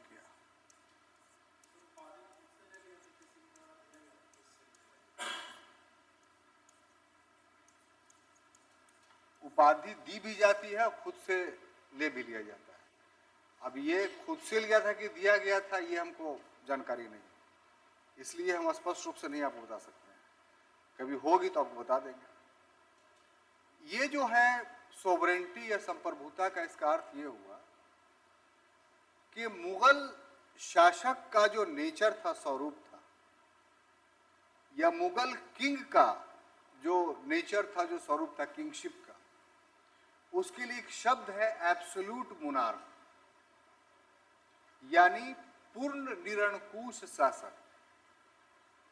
एब्सोल्यूट मोनार्क, पूर्ण निरंकुश शासक कहने का अर्थ यह है कि मुगलों के यहां काउंसिल ऑफ मिनिस्टर्स भी थे, मंत्री परिषद भी थी। मुगलों के दरबार में उलमा भी रहते थे जो धर्म के ठेकेदार थे। मुगलों के दरबार में उनके अभिन्न मित्र भी रहते थे। जैसे अकबर के काल में नवरत्न था, उसमें बीरबल इतना था कि वो अकबर से भी मुंह लगा लिया करता था, उसको भी कुछ नहीं समझता था। जनता भी काफी प्रोस्पेरस थी, ऐसा नहीं कि जनता बहुत निर्धन थी। अर्थव्यवस्था काफी मजबूत था मुगलों के काल में, तो जनता की स्थिति काफी समुन्नत थी। लेकिन इन सभी व्यवस्थाओं में भी मुगल सम्राट, मुगल किंग के ऊपर किसी का प्रभाव नहीं था। परामर्श, एडवाइस ले सकता था वो किसी से, लेकिन उस एडवाइस को मानने के लिए, उस परामर्श को मानने के लिए वो बाध्य नहीं था। तो ऐसी जब स्थिति हो तो कहा जाता है कि वो पूर्ण संप्रभु है, उस पर अंदर से बाहर से कोई भी शक्ति का उस पर प्रभाव नहीं। तो ये जो मुगल किंग का नेचर था, उसका ये अंतिम प्रयोग करता था।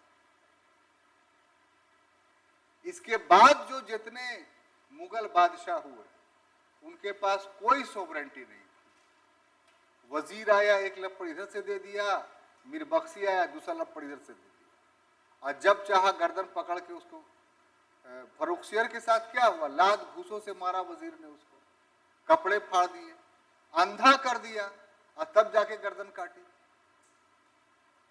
तो सम्राट का इतना विभत्स है। आलमगीर द्वितीय का क्या हुआ, इमाद खान जो उसका वजीर था, उसका कपड़ा फाड़ के नंगा कर दिया और जीते जी उसको उठा के फेंक दिया यमुना नदी में। यमुना नदी पहले लाल किले के सट के बहती थी, मर गया बेचारा उसको।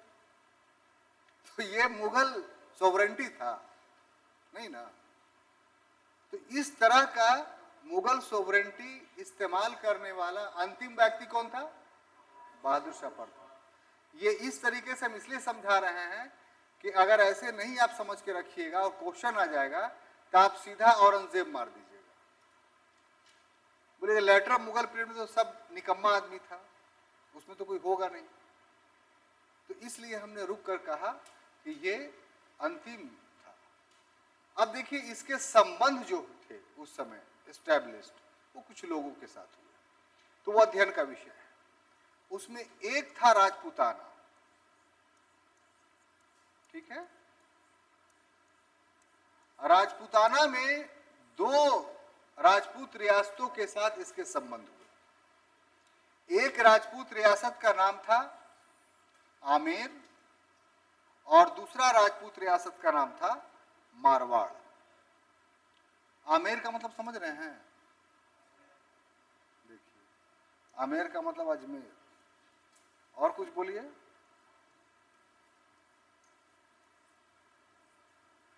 आमेर रियासत कहाँ है अभी? और राजस्थान में तो है, तो उसका कुछ शहर और बताइए। घूमे हुए आप लोग नहीं हैं? राजस्थान कोई नहीं घुमा? आप गए हैं? एकदम डायरेक्ट माउंट आबू पहुंच गए। जयपुर का नाम सुने हैं, जो राजस्थान की राजधानी है? तो जयपुर को ही आमेर कहा जाता था। अभी जो जयपुर आप देख रहे हैं उस समय वो नहीं था। जयपुर के बगल में सटे हुए, इसे यहां से बोध गया देखते हैं, वैसे अभी के जयपुर शहर से उतनी दूरी पर आमेर का किला है, बहुत बड़ा किला, सारी फिल्मों की शूटिंग वहीं होती है। तो इस समय से पहले तक जो जयपुर शहर था वो चटियल मैदान था, कुछ नहीं था। इसका शासक, आमेर का शासक था जय सिंह। ये जय सिंह सेकंड था। एक जय सिंह और था जो अकबर के पीरियड में था, ये अकबर के बाद शायद जहांगीर के पीरियड में था, ये सेकंड है।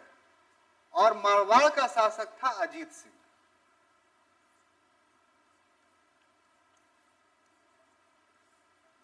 देखिए इन लोगों में मामला किया हुआ बहादुर शाह के साथ, वो थोड़ा समझ लीजिए।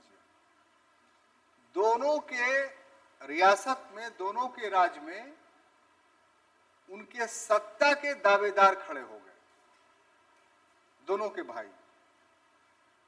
आमेर में जय सिंह का भाई विजय सिंह और अजीत सिंह का एक भाई था वो,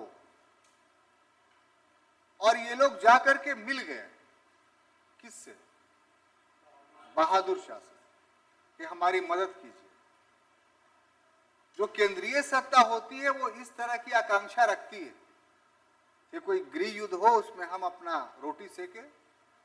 इसने हस्तक्षेप कर दिया बहादुर शाह ने, जिसका कड़ा प्रतिरोध किया जय सिंह और अजीत सिंह ने। तो इसको होश ठिकाने आ गया बहादुर शाह को कि इन लोग से भिड़ना अभी ठीक नहीं, मेरी ताकत उतनी नहीं है। तो इसलिए मित्रता कर ली राजपूतों के साथ। ये दोनों के साथ क्या कर लिया? मित्रता कर लिया कि नहीं भी लड़ेंगे नहीं। और इसी समय जय सिंह ने जयपुर नामक नगर की स्थापना की। जो जयपुर अभी देखते हैं प्लानिंग के तहत, वो इसी शासक का था। वहां जाइएगा तो आप देखिएगा, एक क्या बोलते हैं, जिज मोहम्मद शाही, जिज मोहम्मद शाही इसने बनवाया था, जिसमें सेकंड मिनट का भी समय आप धूप से ज्ञात कर सकते हैं, और जब से दुनिया बनी है तब का पंचांग वहां आप देख सकते हैं। इसको क्या बोला जाता है?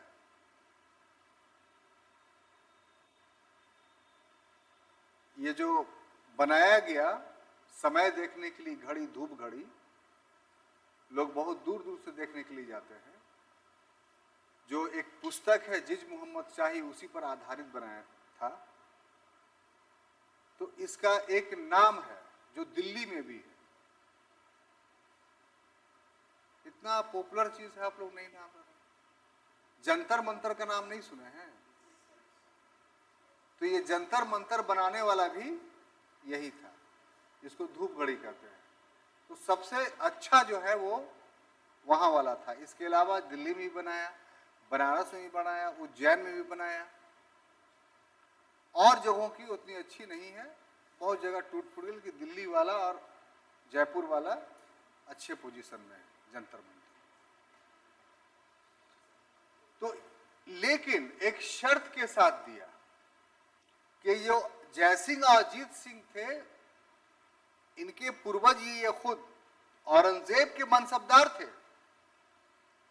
यानी मुगलों के मनसबदार थे, पद पर थे, तो मित्रता कर ली लेकिन मनसबदारी नहीं दी।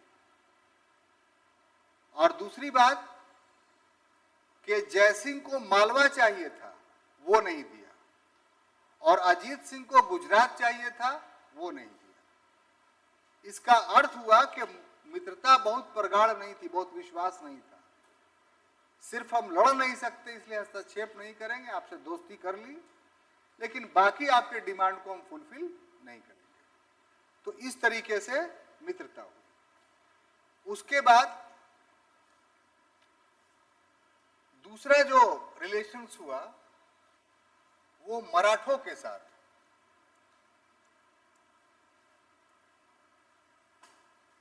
मराठा के साथ बहादुर शाह प्रथम ने डिप्लोमेटिक रिलेशंस किया।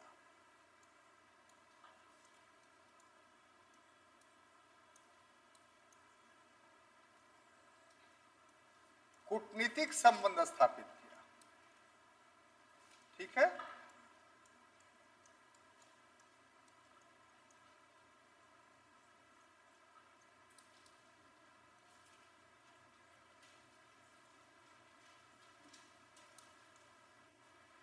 ये कूटनीतिक जिसको हमने डिप्लोमेटिक लिखा है, और एक शब्द है राजनीतिक यानी पॉलिटिकल, ये दोनों में क्या डिफरेंस है बोलिए तो आप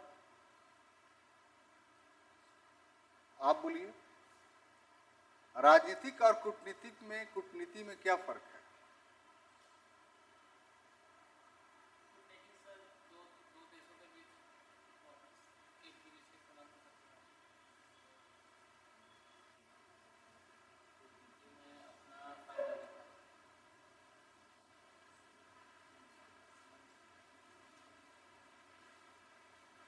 पीछे साहब कुछ नहीं।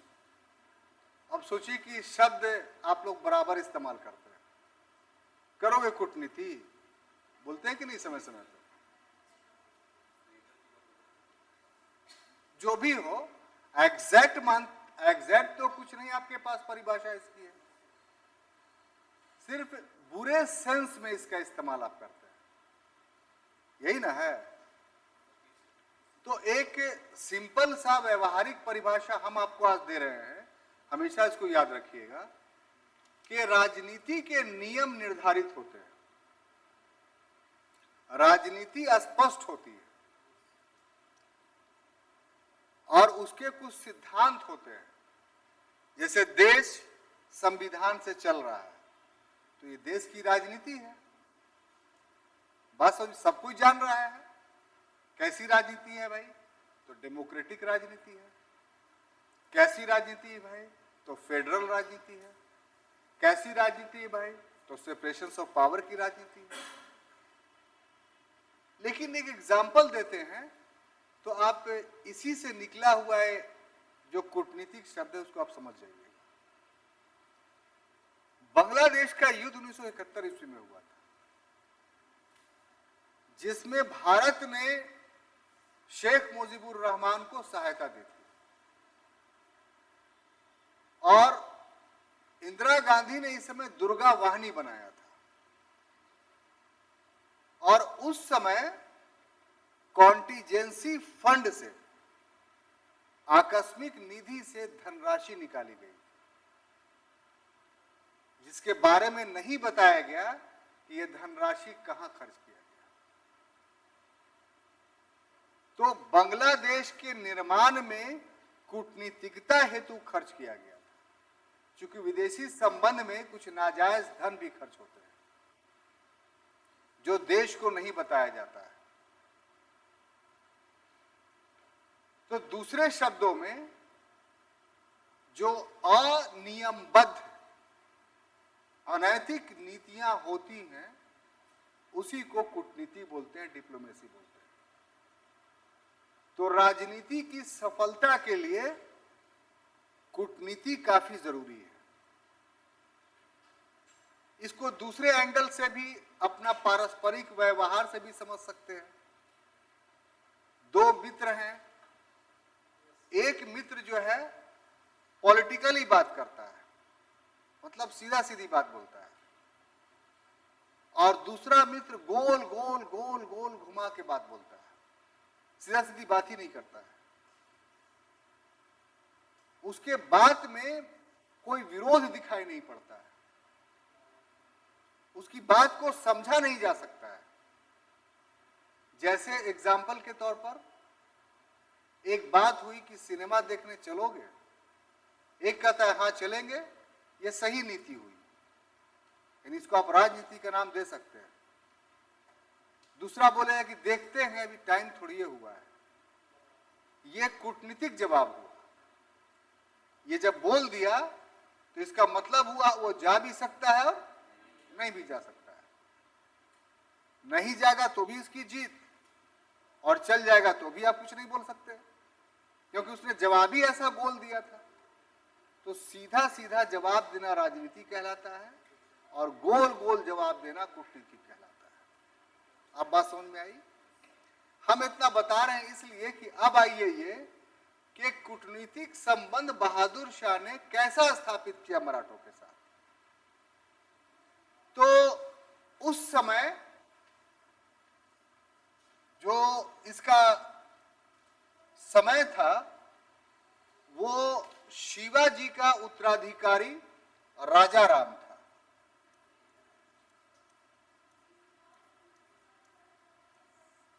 और एक शिवाजी का उत्तराधिकारी शाहू था। ठीक है? तो राजा राम ऑलरेडी थ्रोन पे बैठा हुआ था, यानी शासक था घोषित, और शाहू मुगल कैद में था। यह संभाजी का पुत्र है शाहू, और राजा राम शिवाजी द्वितीय का पुत्र है। बात समझ में आ रही है? उनकी 4 पत्नियां थी शिवाजी की, तो हम 2 पत्नियों की बात बोल रहे हैं। एक पत्नियां से संभाजी निकल रहे हैं और एक पत्नी से शिवाजी द्वितीय निकल रहे हैं। क्लियर? संभाजी के पुत्र हुए शाहू और शिवाजी द्वितीय के पुत्र हुए राजा राम। इतनी बात तो दिमाग में आ रही है? जब संभाजी की हत्या हुई थी, मुबारिज खान ने किया था, तो शाहू उस समय बच्चे थे, तो शाहू को मुगल कैद में डाल दिया गया। और औरंगजेब की जो पत्नी थी वो अपना बेटा की तरह पालती थी। वो कैद सिर्फ नाम मात्र का था। जैसे राजकुमार घर में रहता है उस ढंग से वो अपने बेटे की तरह पालती थी उसको, इतना उसे मोहब्बत था। तो जब बहादुर शाह बना तब तो औरंगजेब मर गया, तो शाहू तो जीवित था ना भाई। तो मराठों में गृह युद्ध कराने के लिए, जो गृह युद्ध भी बंद हो गया था, उसने क्या किया कि शाहू को कैद से मुक्त कर दिया। कैद से मुक्त कर दिया। क्यों मुक्त किया? कि शाहू और राजा राम में गृह युद्ध हो जाए तो मराठे कमजोर हो जाएंगे। तो इस तरीके का ये जो चाल है, ये तो कूटनीति की कहलाएगी ना, डिप्लोमेटिक की कहलाएगी, कि हम मराठों से नहीं लड़ेंगे, लेकिन ऐसा काम कर देंगे जिससे मराठे आपस में लड़ पड़े, क्योंकि शिवाजी के उत्तराधिकारी दोनों थे। अब देखिए ये कूटनीतिक क्यों कहा जाता है? छोड़ा था ठीक है, छोड़ के बोलता कि हम राजा इसी को मानते हैं, शाहू को, तो फिर राजा राम अपने आप समाप्त हो जाता है। लेकिन इसने शाहू को आजाद तो किया, लेकिन राजा स्वीकार नहीं किया। तब ऐसी परिस्थिति में क्या हुई कि राजा राम और शाहू के बीच झगड़ा हो गया, और उस झगड़े का परिणाम क्या हुआ कि मराठा शक्ति कमजोर हो गई, और इतनी कमजोर हो गई कि फिर जो पेशवा अगर ना होते मराठों के तो मराठा का समापन उसी समय हो जाता। लेकिन जो उसके प्रधानमंत्री थे बालाजी बाजीराव, वो बहुत चित्त पावन ब्राह्मण थे, और उन्होंने मराठा शक्ति को संजोया और फिर मराठा साम्राज्य का विस्तार किया। लेकिन बहादुर शाह ने अपनी तरफ से जो है वो पूरी कूटनीतिक तैयारी कर ली थी कि मराठे आपस में लड़ करके जो है वो मर जाए। तो ये तो मराठों से बहादुर शाह प्रथम का रिलेशन मैंने आपको बताया, ठीक है। ये लोग वीडियो अपलोड भी कर देते हैं, तो मान लिया जाए ये सब चीज आप भूल भी रहे हैं तो बढ़ा करके अपने मोबाइल पर देख करके आप नोट्स तैयार कर सकते हैं, ठीक है ना। पूरी बात नहीं भी लिख रहे हैं आप, सिर्फ फ्लो चार्ट लिख रहे हैं तो आप आराम से लिख सकते हैं। अब उसके बाद अगला जो पॉलिटिकल रिलेशंस हुआ बहादुर शाह का, वो जाट नेता सूरजमल,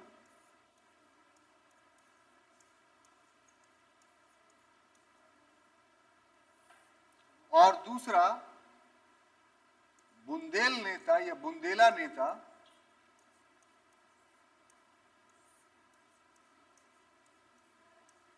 छत्रसाल।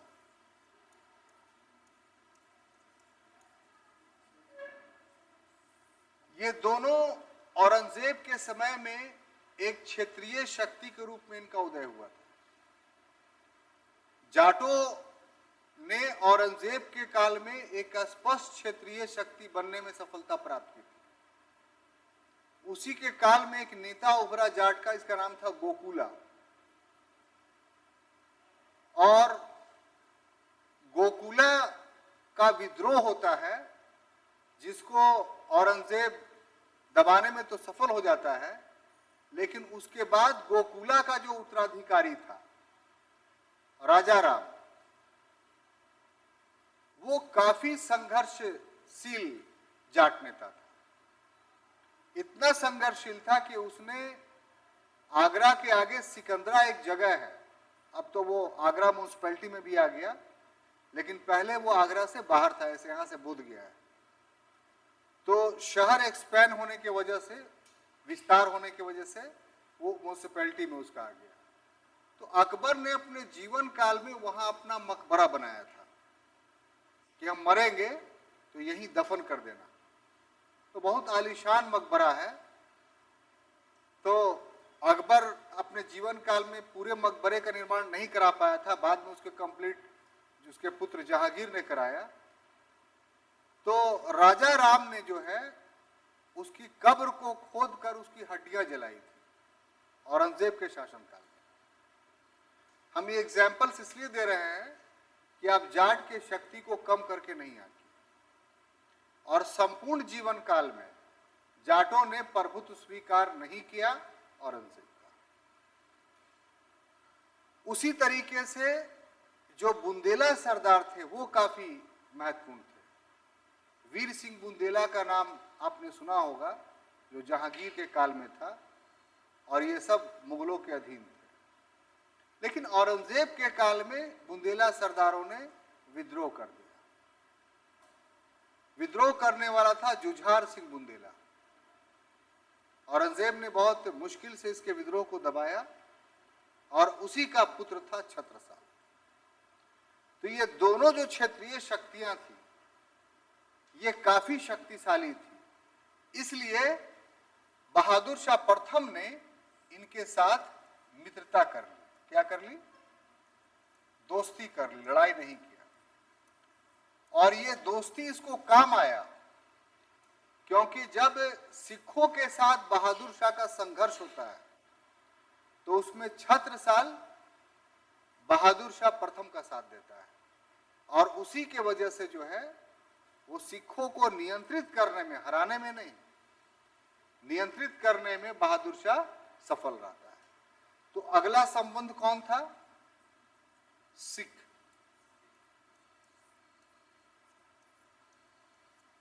सिख में एक नाम, आपको दो नाम रखना होगा अपने पास। एक गुरु गोविंद सिंह,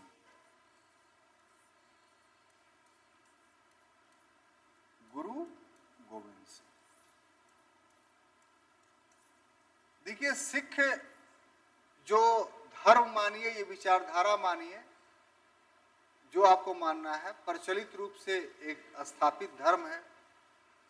टेक्निकली बोलिए तो एक भक्ति आंदोलन है, एक भक्तिज्म का सेक्ट है। जो भी हो, इसमें 10 गुरुओं की परंपरा है। 10 गुरुओं में से आरंभिक 5 गुरु को अगर देखिएगा तो मुगलों के साथ इनके बहुत घनिष्ठ संपर्क। घनिष्ठ संपर्क का अर्थ ये कि सिख धर्म के उदय और विकास में मुगलों ने बहुत योगदान दिया। जैसे जो अभी अमृतसर का शहर है, वो अकबर के द्वारा दी गई भूमि पर बसाया गया। अमृतसर का जो स्वर्ण मंदिर है, वो मुगलों के द्वारा दान दी गई जमीन पर बना। और भी बहुत जगहों के गुरुद्वारे हैं, वो इसके प्रतीक है। लेकिन हरगोविंद का जब काल आता है, गुरु हरगोविंद का, छठे गुरु का, तो वहां से मुगलों के इनकी शत्रुता शुरू हो जाती है। और शत्रुता होने के पीछे जो कारण था, वो पंजाब के क्षेत्र में जो बाहरी आक्रमण हो रहे थे और उसमें जो युद्धें होती थी, उन युद्धों के परिणाम स्वरूप जो फौज का आना जाना लगा रहता था, उसके वजह से इन सिखों को बहुत हानि होती थी। तो उस वजह से ये मुगलों के विरोधी होते चले गए। लेकिन जो गुरु गोविंद सिंह का समय था, तो गुरु गोविंद सिंह का आरंभ में औरंगजेब के साथ संघर्ष हुआ, फिर मित्रता हुई। कुछ दिनों के लिए गुरु गोविंद सिंह और औरंगजेब के फौज में आसाम अभियान पर भी गए, ये भी एक वास्तविकता है। लेकिन बहादुर शाह प्रथम के समय में 2 वर्षों तक, चूंकि 8 में इनकी मृत्यु हो गई, तो एक ही वर्ष मान के चलिए, तो बड़े मित्रवत संबंध रहे। किससे? गुरु गोविंद सिंह और बहादुर शाह प्रथम से। लेकिन गुरु गोविंद सिंह ने अपने जीवन काल में यह घोषणा कर दी थी कि अब गुरु का पद समाप्त हो गया, अब मेरे बाद कोई गुरु नहीं होगा। और अगर सिखों के पास कोई समस्या आई तो 5 लोग इकट्ठा हो जाए सिख, और 5 मिल करके जो भी उनके बीच से वाणी निकलेगी उसको गुरु वाणी समझा जाए। यानी ऐसा समझा जाए कि हम उसको बोल रहे हैं। और ऐसा इसलिए क्योंकि आप 5 लोग सही दिल से अगर समस्या समाधान के लिए एकत्र होंगे तो हम वहां उपस्थित हो जाएंगे और निर्णय हम ही करेंगे कि समस्या का क्या समाधान होगा, और वहां जो निर्णय होगा वो गुरुवाणी कही जाएगी। इसीलिए प्रोसेशंस निकलता है सिखों का, तो आप देखिएगा अभी भी कि 5 प्यारे रहते हैं तलवार लिए हुए, यानी 5 ग्रंथी जो है वो जुलूस के साथ साथ आगे चलते हैं। तो एक परमानेंट वो पद हो गया। और जब भी कोई सिखों के बीच समस्या होती है तो इसी 5 प्यारे के द्वारा फैसला होता है। इस तरीके से उन्होंने एक प्रकार से अपने यहाँ गुरु की परंपरा समाप्त कर दी, यानी धार्मिक पद समाप्त कर दिया। लेकिन राजनीतिक पद के रूप में उनकी मृत्यु के फौरन बाद एक नेता का उदय होता है, जिसको हम लोग बोलते हैं बंदा बहादुर।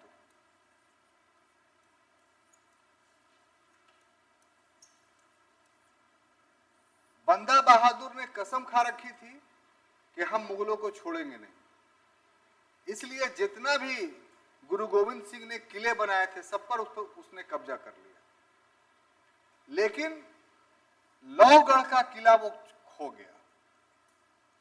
यानी लौहगढ़ का किला जो है वो उसके हाथ से निकल गया, लेकिन सरहिंद का किला उसके पास रहा। इसका मतलब क्या हुआ कि बंदा बहादुर का बहादुर शाह पूर्ण उन्मूलन नहीं कर सके। युद्धों के माध्यम से उनकी शक्ति कम कर दी, कुछ किले छीन लिए, लेकिन उनका अस्थाई समापन बंदा बहादुर का नहीं हुआ। और आगे के शासकों के काल में देखेंगे कि इनका संघर्ष मुगलों के खिलाफ बंदा बहादुर का जारी रहा। अंत में फर्रुख सियर के समय में बंदा बहादुर का अंत किया जाता है। क्लियर? इस प्रकार से एक समय ऐसा आया कि 1712 ईस्वी में अकस्मात यानी सडनली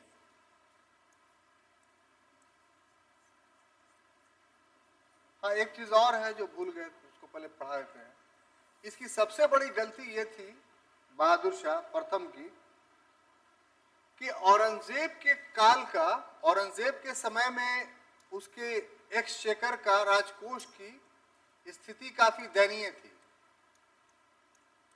और आर्थिक कारणों से भी मुगलों का पतन हुआ। लेकिन जो भी वो औरंगजेब के समय 17 करोड़ का राजकोष था, जो भी अल्प राजकोष था, लेकिन 17 करोड़ छोड़कर वो गया था। ठीक है ना? बहादुर शाह की सबसे बड़ी गलती ये हुई कि अपने सत्ता को बचाए रखने के लिए, मुगल अमीरों का समर्थन प्राप्त करने के लिए, क्षेत्रीय राज्यों को अपनी या राजाओं को अपनी तरफ मिलाने के लिए ये 17 करोड़ रुपया उसने खर्च कर दिया। किसने? बहादुर शाह प्रथम ने। और इस तरीके से उसके द्वारा राजकोष को भरने के बजाय जो खाली कर दिया गया, 12 करोड़ से और बढ़ाना चाहिए था, लेकिन बढ़ाया नहीं, बल्कि और क्या कर दिया, खाली कर दिया। तो आर्थिक स्थिति जब विपन्न हो जाएगी तो शासन कहां से चल पाएगा? तो उसका ये जो डिसीजन था राजकोष के खाली करने का, वो सही नहीं माना जाता है। तो ऐसी परिस्थिति में अकस्मात यानी सडनली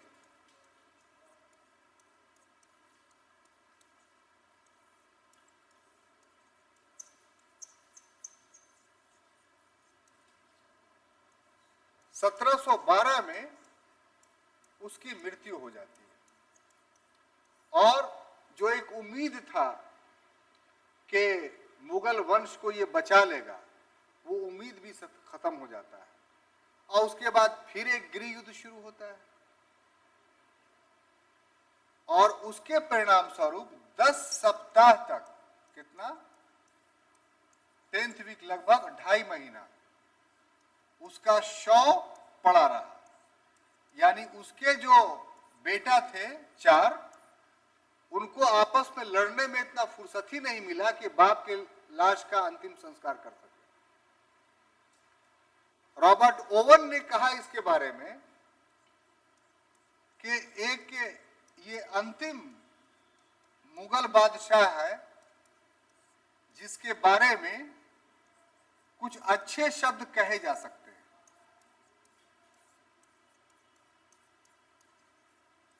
अंतिम मुगल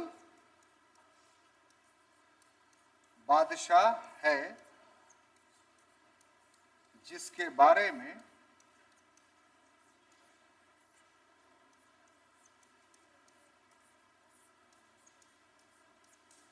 कुछ अच्छे शब्द कहे जा सकते हैं। इसका मतलब क्या हुआ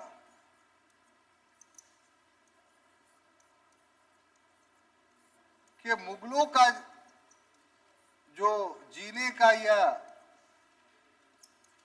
तरीका था, ये जो मुगल वैभव था या मुगल सोवरेंटी था, उसका इस्तेमाल करने वाला ये अंतिम था। इसके बाद जो शासक हुए वो शासक नहीं थे, वो कठपुतली थे।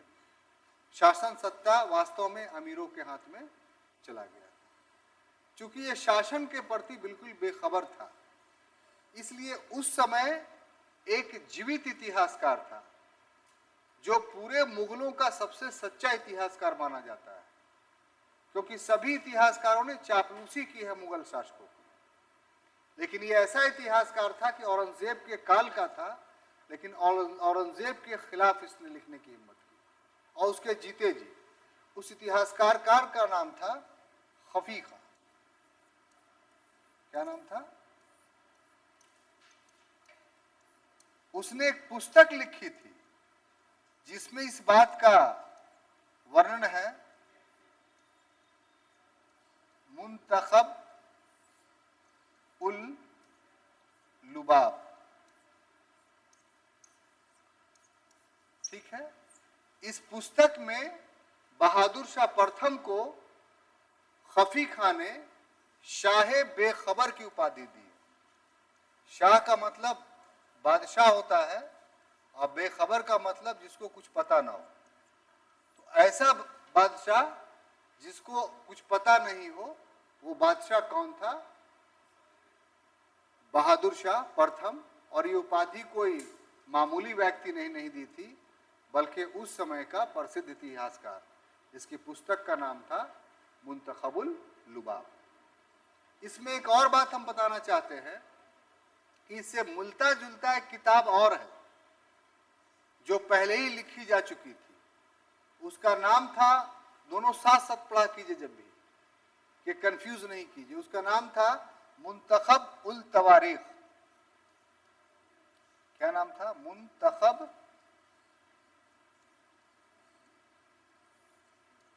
उल तवारीख। तवारीख ये अकबर कालीन है। इसका राइटर का नाम था अब्दुल कादिर बदायूनी। क्या नाम था? अब्दुल कादिर बदायूनी। बदा। तो ये इस टॉपिक से रिलेटेड नहीं है, लेकिन हमने बता दिया इसलिए कि ये दो पुस्तक ऐसा है जो आपको आने वाले समय में कंफ्यूज कर सकता है। तो जब भी पढ़िए मुंतखबुल लुबाब और मुंतखबुल तवारीख को साथ साथ पढ़िए। मुंतखबुल लुबाब के लेखक खफी खां हैं जो औरंगजेब कालीन इतिहासकार है, और मुंतखबुल तवारीख के लेखक अब्दुल कादिर बदायूनी। तो आज की क्लास में इतना ही रहने दीजिए। इसका सेकंड पार्ट हम लोग कल पढ़ेंगे। तब तक के लिए अनुमति दीजिए। धन्यवाद।